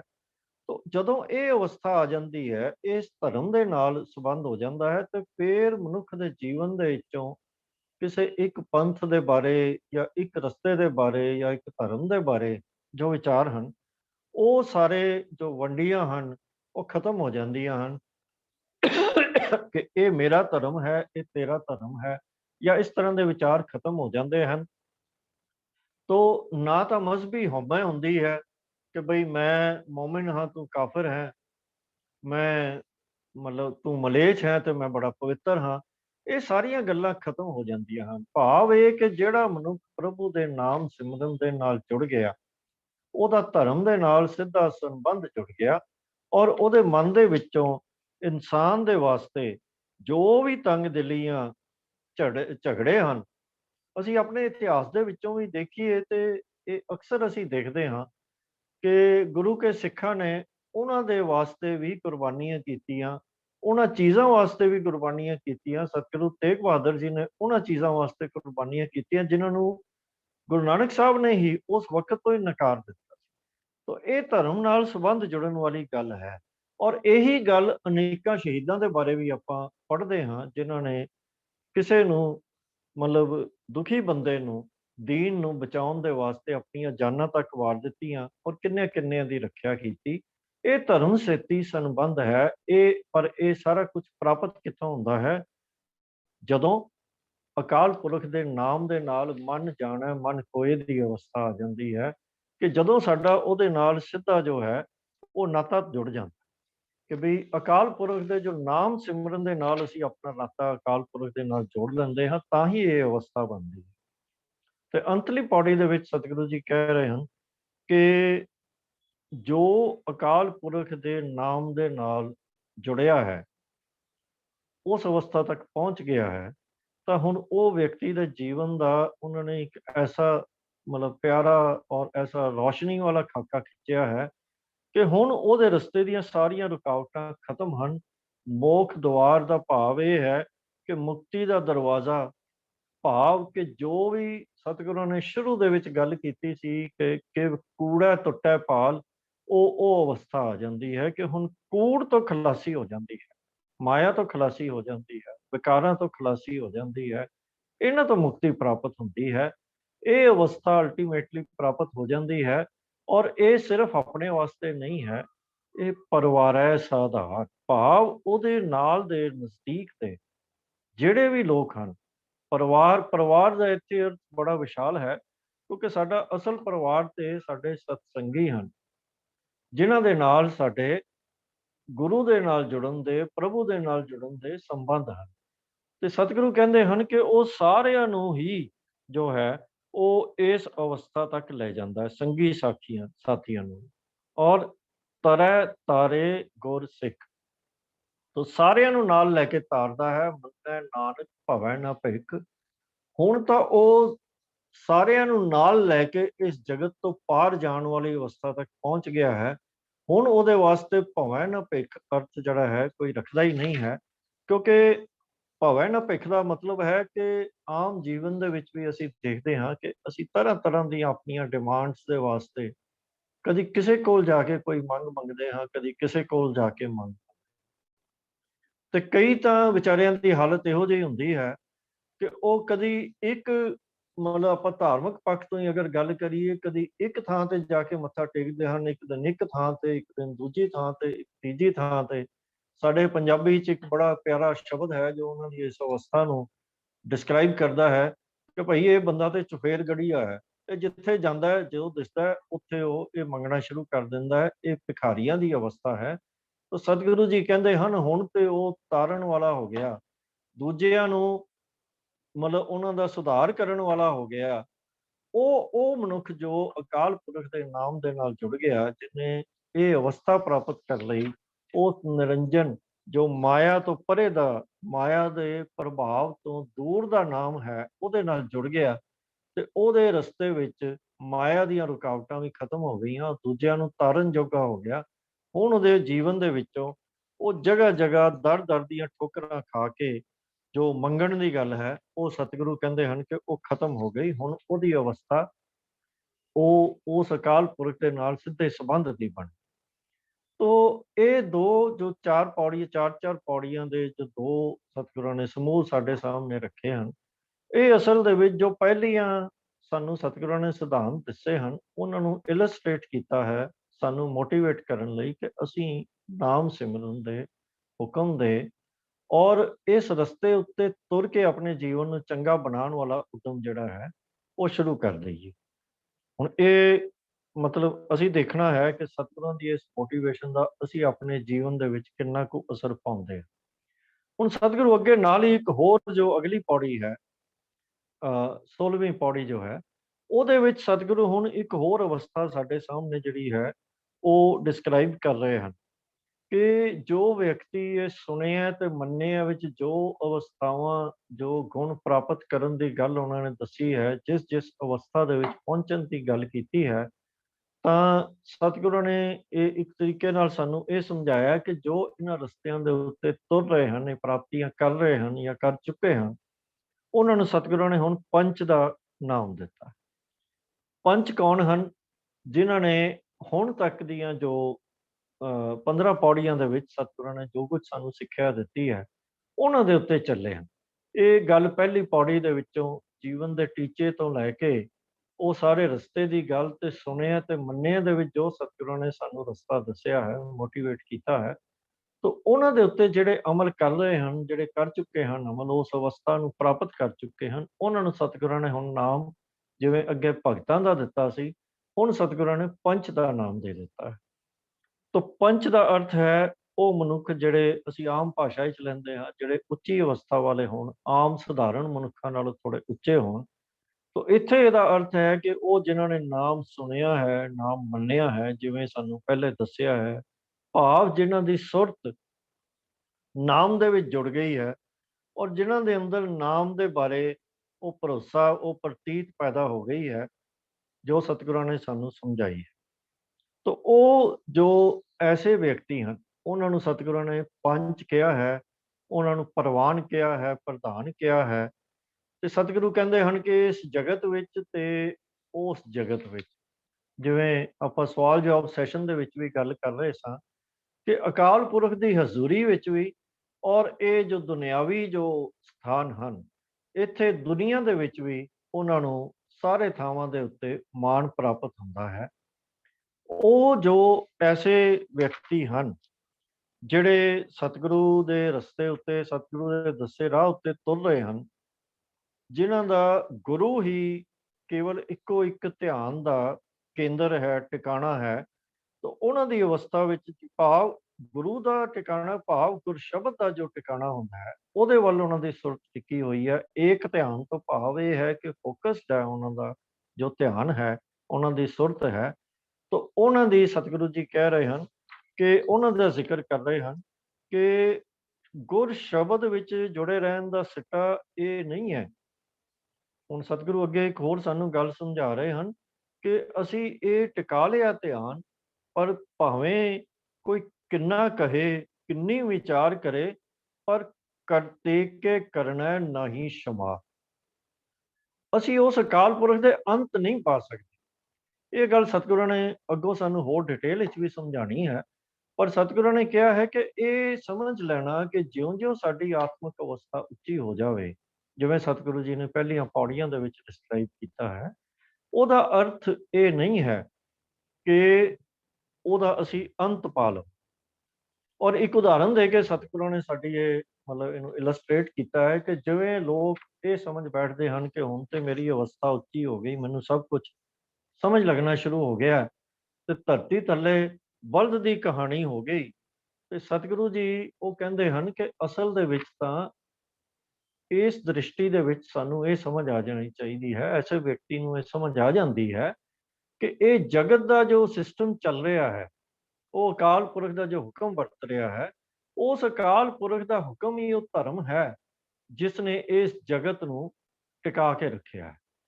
ਤਾਂ ਉਹ ਸਮਝ ਲੱਗਣੀ ਜਿਹੜੀ ਸਤਿਗੁਰੂ ਕਹਿ ਰਹੇ ਹਨ ਕਿ ਉਹਦਾ ਅੰਤ ਪਾਉਣ ਵਾਲੇ ਪਾਸੇ ਨਹੀਂ ਚੱਲਣਾ, ਸਗੋਂ ਹਰ ਥਾਂ ਦੇ ਉੱਤੇ ਅਕਾਲ ਪੁਰਖ ਨੂੰ ਹੀ ਵਰਤਦਾ ਸਮਝਣਾ ਹੈ। ਤੇ ਚਾਹੇ ਸਾਨੂੰ ਕੋਈ ਕਿਸ ਤਰ੍ਹਾਂ ਵੀ ਸਮਝਾਉਣ ਦੀ ਕੋਸ਼ਿਸ਼ ਕਰੇ, ਤੇ ਸਤਿਗੁਰੂ ਕਹਿੰਦੇ ਹਨ ਕਿ ਨਹੀਂ, ਇਹ ਅਸਲ ਦੇ ਵਿੱਚ ਇਹ ਧਰਮ ਹੈ, ਉਹਦਾ ਹੁਕਮ ਹੈ। ਉਹ ਅਕਾਲ ਪੁਰਖ ਜੋ ਆਪਣੀ ਦਇਆ ਦੇ ਵਿੱਚ ਉਹਨੇ ਆ ਕੇ ਸਾਰਾ ਕੁਝ ਟਿਕਾਇਆ ਹੋਇਆ ਹੈ, ਔਰ ਹਰ ਵਸਤੂ ਆਪਣੀ ਆਪਣੀ ਥਾਂ ਤੇ ਟਿਕੀ ਹੋਈ ਆ, ਆਪਣੇ ਨਿਯਮ ਦੇ ਵਿੱਚ, ਸੰਤੋਖ ਦੇ ਵਿੱਚ ਰਹਿ ਕੇ। ਜਦੋਂ ਕੋਈ ਵਿਅਕਤੀ ਮਤਲਬ ਇਹ ਚੇਤਾਵਨੀ ਦੇ ਕੇ ਸਤਿਗੁਰੂ ਹੁਣ ਕਹਿੰਦੇ ਹਨ ਕਿ ਇਹ ਅਗਰ ਅਸੀਂ ਇਸ ਰਸਤੇ ਤੇ ਤੁਰ ਪਈਏ ਤੇ ਇੱਕ ਬੜੀ ਵੱਡੀ ਸਾਡੇ ਰਸਤੇ ਦਾ ਖਤਰਾ ਜਾਂ ਰੁਕਾਵਟ ਬਣ ਜਾਏ। ਤਾਂ ਇਹ ਜੋ ਸਭ ਕੁਝ ਜੋ ਹੈ, ਸਤਿਗੁਰੂ ਕਹਿੰਦੇ ਹਨ ਕਿ ਸਚਿਆਰ ਬਣੇ ਤਾਂ ਫਿਰ ਉਹਨੂੰ ਇਹ ਸਮਝ ਆਪਣੇ ਆਪ ਹੀ ਸੁਤੇ ਹੀ ਲੱਗ ਜਾਂਦੀ ਹੈ ਕਿ ਇਹ ਸਾਰੀਆਂ ਕਹਾਣੀਆਂ ਦੇ ਵਿੱਚ ਉਲਝਣ ਦੀ ਗੱਲ ਨਹੀਂ ਹੈ, ਤੇ ਨਾ ਹੀ ਸਾਨੂੰ ਇਹਨਾਂ ਦੇ ਅੰਦਾਜ਼ੇ ਲਾਉਣ ਦੀ ਲੋੜ ਹੈ, ਕਿਉਂਕਿ ਸ੍ਰਿਸ਼ਟੀ ਤਾਂ ਅਕਾਲ ਪੁਰਖ ਵਾਂਗ ਹੀ ਬੇਅੰਤ ਹੈ। ਜੇ ਅਸੀਂ ਇਹ ਸੋਚਾਂਗੇ ਤੇ ਧਰਤੀ ਦੀ ਉਦਾਹਰਨ ਦੇ ਕੇ ਉਹਨਾਂ ਨੇ ਕਿਹਾ ਤਿਸਤੇ ਭਾਰ ਤਲੈ ਕਵਨ ਜੋਤ। ਤਾਂ ਸਤਿਗੁਰੂ ਕਹਿੰਦੇ ਹਨ ਕਿ ਜੀ ਜਾਤ ਰੰਗਾਂ ਕੇ ਨਾਮ ਸਭਨਾ ਲਿਖਿਆ ਵੁੜੀ ਕਲਮ। ਤੋ ਸਤਿਗੁਰੂ ਕਹਿ ਰਹੇ ਹਨ ਕਿ ਇਹ ਜੋ ਕੁਝ ਵੀ ਹੋ ਰਿਹਾ ਹੈ, ਹੁਣ ਇਹ ਸਤਿਗੁਰੂ ਕਹਿ ਰਹੇ ਹਨ ਕਿ ਇਹ ਲੇਖਾ ਲਿਖ ਜਾਣਾ ਕੋਏ, ਕਿ ਲੇਖਾ ਲਿਖਿਆ ਕੀਤਾ ਹੋਏ, ਕੀਤਾ ਤਾਣ ਸਵਾਲੇ ਰੂਪ, ਕੀਤੀ ਦਾਤ ਜਾਣੈ ਕੌਣ ਕੂ। ਹੁਣ ਇਹ ਪਸਾਰਾ ਸਤਿਗੁਰੂ ਜੀ ਕਹਿ ਰਹੇ ਹਨ ਕਿ ਇਹਦਾ ਅੰਤ ਅਸੀਂ ਨਹੀਂ ਪਾ ਸਕਦੇ। ਜਿਉਂ-ਜਿਉਂ ਸਾਡੀ ਅਵਸਥਾ ਉੱਚੀ ਹੁੰਦੀ ਹੈ, ਸਾਡੀ ਅਵਸਥਾ ਅਸੀਂ ਇੱਧਰ ਲੈ ਕੇ ਜਾਣੀ ਹੈ ਕਿ ਹੇ ਅਕਾਲ ਪੁਰਖ ਸੱਚੇ ਪਾਤਸ਼ਾਹ, ਕੁਦਰਤ ਕਵਣ ਕਹਾ ਵਿਚਾਰ, ਵਾਰਿਆ ਨਾ ਜਾਵਾਂ ਏਕ। ਕਿਉਂਕਿ ਅਸੀਂ ਉਸ ਅਕਾਲ ਪੁਰਖ ਦਾ ਜੋ ਕੀਤਾ ਹੋਇਆ ਪਸਾਰਾ ਹੈ, ਜੋ ਉਸ ਨੇ ਆਪਣੇ ਇੱਕ ਹੁਕਮ ਦੇ ਨਾਲ ਹੀ ਇਹ ਸਾਰਾ ਪਸਾਰਾ ਕਰ ਦਿੱਤਾ ਹੈ। ਏਡੀ ਵੱਡੀ ਧਰਤੀ, ਏਡਾ ਵੱਡਾ ਪਸਾਰਾ, ਏਡਾ ਵੱਡਾ ਸਿਸਟਮ ਸਤਿਗੁਰੂ ਕਹਿੰਦੇ ਹਨ, ਬਣਾ ਦਿੰਦੇ ਹਨ। ਤਾਂ ਫਿਰ ਉਸ ਅਕਾਲ ਪੁਰਖ ਦੀ ਕੁਦਰਤ ਦਾ ਅਸੀਂ ਕਿਵੇਂ ਵਿਚਾਰ ਕਰ ਸਕਦੇ? ਤਾਂ ਇਹ ਯਤਨ ਕਰਨਾ ਜੋ ਹੈ ਉਹ ਨਿਰਾਰਥ ਹੈ। ਅਸਲ ਦੇ ਵਿੱਚ ਸਾਡਾ ਤੇ ਕੰਮ ਇੰਨਾ ਹੀ ਹੈ ਕਿ ਉਸ ਅਕਾਲ ਪੁਰਖ ਦੇ ਪ੍ਰਤੀ ਸਾਡੀ ਭਾਵਨਾ ਇਹ ਬਣੇ ਕਿ ਵਾਰਿਆ ਨਾ ਜਾਵਾਂ ਏਕ ਵਾਰ। ਔਰ ਉਸ ਅਕਾਲ ਪੁਰਖ ਨੂੰ ਜੋ ਪਾਉਂਦਾ ਹੈ, ਜਿਸ ਢੰਗ ਨਾਲ ਉਹ ਜਗਤ ਦੀ ਕਾਰ ਚਲਾ ਰਿਹਾ ਹੈ, ਜੋ ਤੁਧ ਭਾਵੈ ਸਾਈ ਭਲੀ ਕਾਰ, ਤੂੰ ਸਦਾ ਸਲਾਮਤ ਨਿਰੰਕਾਰ। हे ਸਦਾ ਰਹਿਣ ਵਾਲੇ ਪ੍ਰਭੂ, ਮਾਇਆ ਤੋਂ ਨਿਰਲੇਪ ਪ੍ਰਭੂ, ਜੋ ਤੈਨੂੰ ਭਾਉਂਦਾ ਹੈ ਉਹ ਉਹੀ ਸਭ ਤੋਂ ਭਲੀ ਕਾਰ ਹੈ। ਅਸੀਂ ਉਹਦੀ ਨਾ ਤਾਂ ਉਹਦੀ ਵਿਆਖਿਆ ਕਰ ਸਕਦੇ ਹਾਂ, ਨਾ ਉਹਨੂੰ ਬਿਆਨ ਕਰ ਸਕਦੇ ਹਾਂ, ਨਾ ਉਹਦੇ ਭੇਦ ਜਾਣ ਸਕਦੇ ਹਾਂ। ਸਾਡਾ ਤਾਂ ਇੱਕੋ ਹੀ ਕੰਮ ਹੈ ਕਿ ਅਸੀਂ ਉਸ ਦੇ ਉੱਤੇ ਵਾਰਨੇ ਜਾਈਏ, ਉਸ ਤੋਂ ਬਲਿਹਾਰ ਜਾਈਏ, ਉਹਦੇ ਅੱਗੇ ਸਮਰਪਿਤ ਹੋਈਏ ਔਰ ਉਹਦੇ ਅੱਗੇ ਸਿਰ ਝੁਕਾਈਏ। ਤੋ ਸਤਿਗੁਰੂ ਜੀ ਹੁਣ ਤੱਕ ਜੋ ਸਤਿਗੁਰਾਂ ਨੇ ਸਾਨੂੰ ਗੱਲ ਸਮਝਾਈ ਹੈ, ਉਹ ਇਹ ਹੈ ਕਿ ਜੋ ਸੁਣਿਆ ਤੇ ਮੰਨਿਆ, ਇਹ ਅਵਸਥਾ ਤੋਂ ਅੱਗੇ ਜੋ ਪ੍ਰਾਪਤੀ ਹੈ, ਤੋ ਸਤਿਗੁਰੂ ਜੀ ਕਹਿੰਦੇ ਹਨ ਕਿ ਉਸ ਅਵਸਥਾ ਤੱਕ ਪਹੁੰਚਣ ਤੋਂ ਬਾਅਦ ਇਸ ਗੱਲ ਤੋਂ ਬਚਣ ਦੀ ਲੋੜ ਹੈ ਕਿ ਅਸੀਂ ਪ੍ਰਭੂ ਦੇ ਬਣਾਏ ਹੋਏ ਕੁਦਰਤ ਦੇ ਅੰਤ ਪਾਉਣ ਵਾਲੇ ਪਾਸੇ ਨਾ ਚੱਲ ਪਈਏ। ਕਿ ਅਸੀਂ, ਕਿਉਂਕਿ ਸਾਡੀ ਅਵਸਥਾ ਉੱਚੀ ਹੋ ਰਹੀ ਹੈ, ਨਾਮ ਸਿਮਰਨ ਨਾਲ ਜੁੜੇ ਹਾਂ, ਸਾਨੂੰ ਗਿਆਨ ਦੀ ਪ੍ਰਾਪਤੀ ਹੋ ਰਹੀ ਹੈ, ਸਾਡੀ ਦ੍ਰਿਸ਼ਟੀ ਵਿਸ਼ਾਲ ਹੋ ਰਹੀ ਹੈ, ਤੇ ਕਿਤੇ ਅਸੀਂ ਆਪਣੇ ਆਪ ਨੂੰ ਇਸ ਯੋਗ ਨਾ ਸਮਝ ਲਈਏ ਕਿ ਅਸੀਂ ਹੁਣ ਅਕਾਲ ਪੁਰਖ ਦੇ ਜਾਂ ਅਕਾਲ ਪੁਰਖ ਦੀ ਬਣਾਈ ਸ੍ਰਿਸ਼ਟੀ, ਉਹਦੀ ਕੁਦਰਤ ਦੀ ਵੀ ਵਿਆਖਿਆ ਕਰਨ ਲੱਗ ਪਈਏ। ਨਹੀਂ, ਅਸਲ ਵਿੱਚ ਤਾਂ ਹੋਣਾ ਇਹ ਚਾਹੀਦਾ ਹੈ ਕਿ ਇਸ ਵਿਸ਼ਾਲ ਕੁਦਰਤ ਨੂੰ ਦੇਖ ਕੇ ਵੀ ਸਾਨੂੰ ਉਹਦੇ ਉੱਤੇ ਹੀ ਬਲਿਹਾਰ ਜਾਣ ਦੀ ਗੱਲ ਹੋਣੀ ਚਾਹੀਦੀ ਹੈ ਕਿ ਜਦੋਂ ਇਸ ਕੁਦਰਤ ਨੂੰ ਦੇਖੀਏ ਤੇ ਸਾਡੇ ਮਨ ਦੇ ਵਿੱਚ ਉਹ ਅਵਸਥਾ ਪੈਦਾ ਹੋਣੀ ਚਾਹੀਦੀ ਹੈ, ਉਹ ਵਿਗਾਸ ਬਿਸਮਾਤ ਦੀ ਅਵਸਥਾ ਪੈਦਾ ਹੋਣੀ ਚਾਹੀਦੀ ਹੈ ਕਿ ਵਾਰਿਆ ਨਾ ਜਾਵਾਂ ਏਕ ਵਾਰ, ਜੋ ਤੁਧ ਭਾਵੈ ਸਾਈ ਭਲੀ ਕਾਰ, ਤੂੰ ਸਦਾ ਸਲਾਮਤ ਨਿਰੰਕਾਰ। ਹੋਈਆਂ ਭੁੱਲਾਂ ਦੀ ਖਿਮਾ ਕਰਨਾ ਜੀ। ਵਾਹਿਗੁਰੂ ਜੀ ਕਾ ਖਾਲਸਾ, ਵਾਹਿਗੁਰੂ ਜੀ ਕੀ ਫਤਿਹ। ਵਾਹਿਗੁਰੂ ਜੀ ਕਾ ਖਾਲਸਾ, ਵਾਹਿਗੁਰੂ ਜੀ ਕੀ ਫਤਿਹ। ਬਹੁਤ ਹੀ ਖੂਬਸੂਰਤ ਢੰਗ ਦੇ ਨਾਲ ਵੀਰ ਪ੍ਰਭ ਕੀਰਤਨ ਸਿੰਘ ਜੀ ਨੇ ਸਾਨੂੰ ਜਾਣਕਾਰੀ ਦਿੱਤੀ ਹੈ। ਸੁਣਿਆ, ਮੰਨਿਆ, ਪੰਜ ਪਰਵਾਨ ਦੀਆਂ ਇਹਨਾਂ ਪੌੜੀਆਂ ਦੇ ਵਿੱਚ ਸਾਡੇ ਨਾਲ ਵਿਚਾਰ ਸਾਂਝੇ ਕੀਤੇ ਹਨ। ਸੁਣਿਆ ਦੀਆਂ ਪੌੜੀਆਂ ਅਸਲ 'ਚ ਹੁਕਮ ਰਜ਼ਾਈ ਚੱਲਣ ਦਾ ਹੀ ਸਿਖਰ ਹੈ। ਜੇ ਅਸੀਂ ਇਹਨੂੰ ਵੱਖਰਾ ਕਰਕੇ ਨਹੀਂ ਦੇਖ ਸਕਦੇ, ਜਿਵੇਂ ਜਿਵੇਂ ਇਨਸਾਨ ਦੇ ਅੰਦਰ ਸ਼ਬਦ ਦਾ ਵਾਸਾ ਹੁੰਦਾ ਹੈ, ਸ਼ਬਦ ਅੰਦਰ ਵਸਦਾ ਹੈ, ਸ਼ਬਦ ਨਾਲ ਇਨਸਾਨ ਜੁੜਦਾ ਹੈ, ਤਿਵੇਂ ਤਿਵੇਂ ਗੁਰੂ ਦਾ ਸ਼ਬਦ ਇਹਦੇ ਅੰਦਰ ਆਪਣੀ ਕਲਾ ਵਰਤਾਉਂਦਾ ਹੈ। ਗੁਰੂ ਨਾਲ ਜੁੜਦਾ ਹੈ, ਸ਼ਬਦ ਕਲਾ ਵਰਤਾਉਂਦਾ ਹੈ, ਧਿਆਨ ਜੁੜਦਾ ਹੈ। ਪੰਜਾਂ ਨਾਲੋਂ ਸਾਂਝ ਟੁੱਟਦੀ ਹੈ। ਜਿਹੜੇ ਕਾਮ, ਕ੍ਰੋਧ, ਲੋਭ, ਮੋਹ, ਹੰਕਾਰ ਜਿਹੜੇ ਸੀ, ਉਹਨਾਂ ਨਾਲ ਸਾਂਝ ਟੁੱਟ ਜਾਂਦੀ ਹੈ। ਸਤਿਗੁਰੂ ਦਾ ਇੱਕ ਸ਼ਬਦ 236 ਅੰਕ ਦੇ ਉੱਤੇ ਆਉਂਦਾ ਹੈ ਗੌੜੀ ਰਾਗ ਦੇ ਵਿੱਚ, ਜਿੱਥੇ ਜੇਤਾ ਸੁਣਨਾ ਤੇਤਾ ਨਾਮ ਦੀ ਇੱਕ ਪੰਕਤੀ ਉਹਦੇ 'ਚ ਆਉਂਦੀ ਹੈ। ਸ਼ਬਦ ਗੁਰ ਕਾ ਸ਼ਬਦ ਰਿਦ ਅੰਤਰ ਧਾਰੇ, ਇੱਥੋਂ ਆਰੰਭ ਹੁੰਦਾ ਹੈ। ਪੰਚ ਜਨਾ ਸਿਓ ਸੰਗ ਨਿਵਾਰੈ, 10 ਇੰਦਰੀ ਕਰ ਰਾਖੇ ਵਾਸ, ਤਾਂ ਕਿ ਆਤਮ ਮੈਂ ਹੋਏ ਪ੍ਰਗਾਸ। ਐਸੀ ਦ੍ਰਿੜਤਾ ਤਾਂ ਕੋ ਹੋਏ, ਜਾਂ ਕੋ ਦਿਆ ਮਿਆ ਪ੍ਰਭ ਸੋਏ ਰਹਾਓ। ਸਾਜਨ ਦੁਸ਼ਟ ਜਾਂ ਕੇ ਏਕ ਸਮਾਨੇ, ਇਹ ਸੁਣਨ ਦੀ ਅਵਸਥਾ ਦਾ ਸਾਰਾ ਜ਼ਿਕਰ ਹੈ, ਸ਼ਬਦ ਸਾਡੇ ਸਾਹਮਣੇ ਹੈ। ਸਾਜਨ ਦੁਸ਼ਟ ਜਾਂ ਕੇ ਏਕ ਸਮਾਨੇ, ਜੇਤਾ ਬੋਲਣ ਤੇਤਾ ਗਿਆਨੇ। ਅੱਗੇ ਹੈ ਜੇਤਾ ਸੁਣਨਾ ਤੇਤਾ ਨਾਮ, ਜੇਤਾ ਪੇਖਣ ਤੇਤਾ ਧਿਆਨ। ਦੇਖੋ ਕਿੰਨੇ ਕਮਾਲ ਦੀ ਇਹ ਸਾਰੀ ਗੱਲਬਾਤ ਗੁਰੂ ਪਾਤਸ਼ਾਹ ਜੀ ਨੇ ਸਾਡੇ ਸਾਹਮਣੇ ਰੱਖੀ ਹੈ। ਜੇਤਾ ਵਿਖਣ ਤੇਤਾ ਧਿਆਨ ਦਿਓ, ਅੱਗੇ ਅਵਸਥਾ ਬਣਦੀ ਹੈ ਸਹਿਜੇ ਜਾਗਣ ਸਹਿਜੇ ਸੋਏ, ਸਹਿਜੇ ਹੋਤਾ ਜਾਏ ਸੋ ਹੋਏ, ਸਹਿਜ ਵਿਰਾਗ ਸਹਿਜੇ ਹੀ ਰਸ ਹਸਣਾ, ਸਹਿਜੇ ਚੂਪ ਸਹਿਜੇ ਸਹਿਜੇ ਹੀ ਜਪਣਾ। तो ये ऐसी अवस्था है जिहड़ी सुनन की अवस्था गुरु पातशाह जी ने इस जिक्र की। ये अवस्था बनती हुक्मी बंदे की, जिन्हें हुक्म रजाई चलन की जात जिहड़ी सिख ली है। जदों ये अवस्था आती है तो अपने आप ही अंदर वासनावां का जिहड़ा है वो खात्मा शुरू हो जाता है। नाम की बरकत के नाल इंसान नूं उच्चियां अवस्थावां प्राप्त होनियां शुरू हो जांदियां ने, जिहड़ियां जिक्र प्रभु कीर्तन सिंह जी ने आप जी ने कीता। मैं आप जी का बहुता समा इस पासे लेना नहीं है। असल विच इस अवस्था तो फिर वाहिगुरू की हर पासे होंद महसूस शुरू होंदी है। इउं लगदा है उहदी कुदरत धरती आकाश पताल दृष्ट अदृष्ट चीज़ां अकाल पुरख वाहिगुरू का सब जाप करदियां नज़र आउंदियां ने। ऐसी अवस्था मनुख की सुनन की गल है। तो सुनना केवल कन्ना नाल नहीं है। ये गल जिहड़ी असल समझण वाली कहानी है वो केवल कन्ना नाल सुनी नहीं है। कन्ना नाल सुनिया, रसना नाल जपिया ते अंतर आत्मे उहदा अभ्यास किया। सुनन की ये अवस्था है।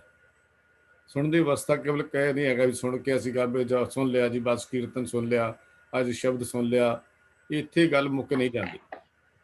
ये सुनन की अवस्था तो कन्ना नाल सुनना है, फिर रसना नाल जपना है, ते फिर अपने हर वेले साडा ध्यान उहदे विच जुड़िया रहे। ये कह लीए साडा खाना, साडा पहनना, साडा सुनना, साडा बोलना, हर काम विच सानू गुरु नज़र आउंदा होवे। वो चीज़ां खाण दे विचों, बोलण विच, सुनन विच, करन विच साडे गुरु दा सिद्धांत नज़र आना चाहिए है। ये सुनना ये है। सुनना केवल इत्थे आके नहीं मुक नहीं जाता। जदों जागत जिन्हां चीज़ां दे अंदर परमात्मा का अनुभव हुंदा है, फिर जागत जोत परमेश्वर की होंद सारे पासे दिन रात उन्होंने महसूस हुंदी है। भाव दूजे तरह कह लीए कि वो आत्मा उहदी अंतर आत्मा दिन रात गुरु के शब्द का आनंद मानती है। ये है सुनना।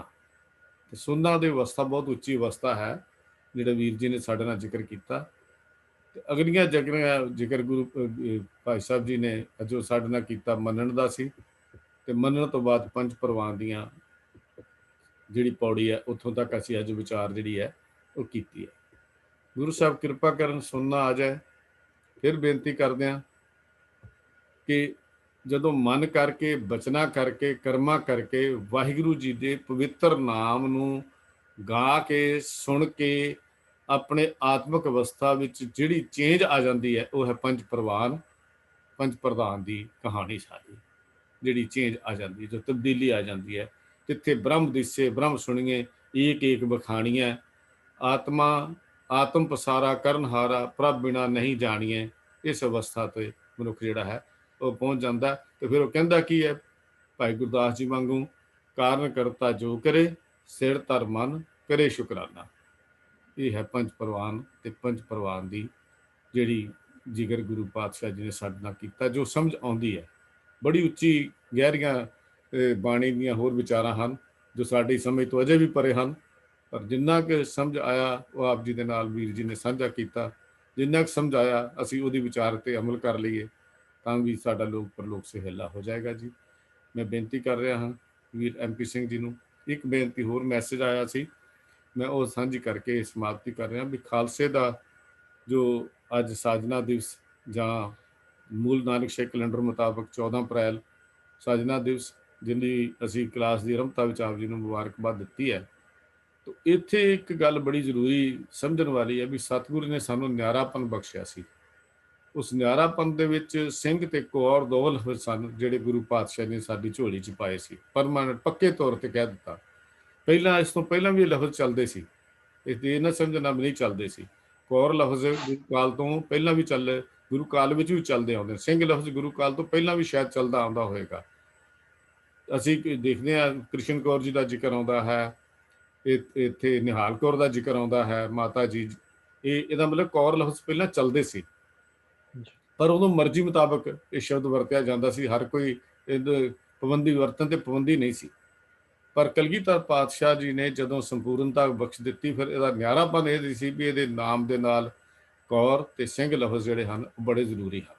ਮੈਂ ਵੀ ਬੇਨਤੀ ਕਰ ਰਿਹਾ ਹਾਂ ਆਪ ਸਾਰਿਆਂ ਨੂੰ ਕਿ ਅਸੀਂ ਆਪਣੇ ਬੱਚਿਆਂ ਦੇ ਆਪਣੇ ਨਾਵਾਂ ਦੇ ਨਾਲ, ਜਿੱਥੇ ਅਸੀਂ ਅਗਲਾ ਪਿਛਲਾ ਨਾਮ ਲਿਖਦੇ ਹਾਂ ਜਾਂ ਕਾਸਟ ਜਾਂ ਹੋਰ ਚੀਜ਼ਾਂ ਲਿਖਦੇ ਹਾਂ, ਉਸ ਤੋਂ ਪਹਿਲਾਂ ਸਿੰਘ ਜਾਂ ਕੌਰ ਲਫ਼ਜ਼ ਜਿਹੜਾ ਹੈ ਉਹ ਕਾਸਟ ਨਾਲੋਂ ਜ਼ਿਆਦਾ ਜ਼ਰੂਰੀ ਹੈ।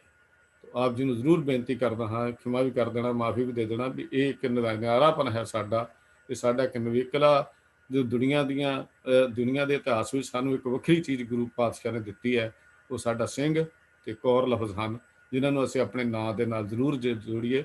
ਜਦੋਂ ਵੀ ਅਸੀਂ ਆਪਣੇ ID ਡਿਸਪਲੇ ਕਰਦੇ ਹਾਂ, ਕੋਸ਼ਿਸ਼ ਕਰੀਏ ਕਿ ਸਿੰਘ ਤੇ ਕੌਰ ਲਫ਼ਜ਼ ਆਪਣੇ ਨਾਂ ਨਾਲ ਲਾ ਕੇ ਉਹਨਾਂ ਨੂੰ ਜਿੱਥੇ ਵੀ ਅਸੀਂ ਲਿਖੀਏ ਵੀ ਤਾਂ ਵੀ ਕਿ ਅਸੀਂ ਸਿੰਘ ਤੇ ਕੌਰ ਲਫ਼ਜ਼ ਜਿਹੜੇ ਹਨ ਉਹਨਾਂ ਨੂੰ ਜ਼ਰੂਰ ਵਰਤ ਕਰੀਏ। ਤਾਂ ਮੈਂ ਬੇਨਤੀ ਕਰ ਰਿਹਾ ਹਾਂ ਵੀਰ MP ਸਿੰਘ ਜੀ ਨੂੰ, ਅੱਜ ਕੁਐਸਚਨ ਜਿਹੜੇ ਹਨ ਕਿਰਪਾ ਕਰਕੇ ਲੈ ਲਓ ਜੀ। ਵਾਹਿਗੁਰੂ ਜੀ ਕਾ ਖਾਲਸਾ, ਵਾਹਿਗੁਰੂ ਜੀ ਕੀ ਫਤਿਹ।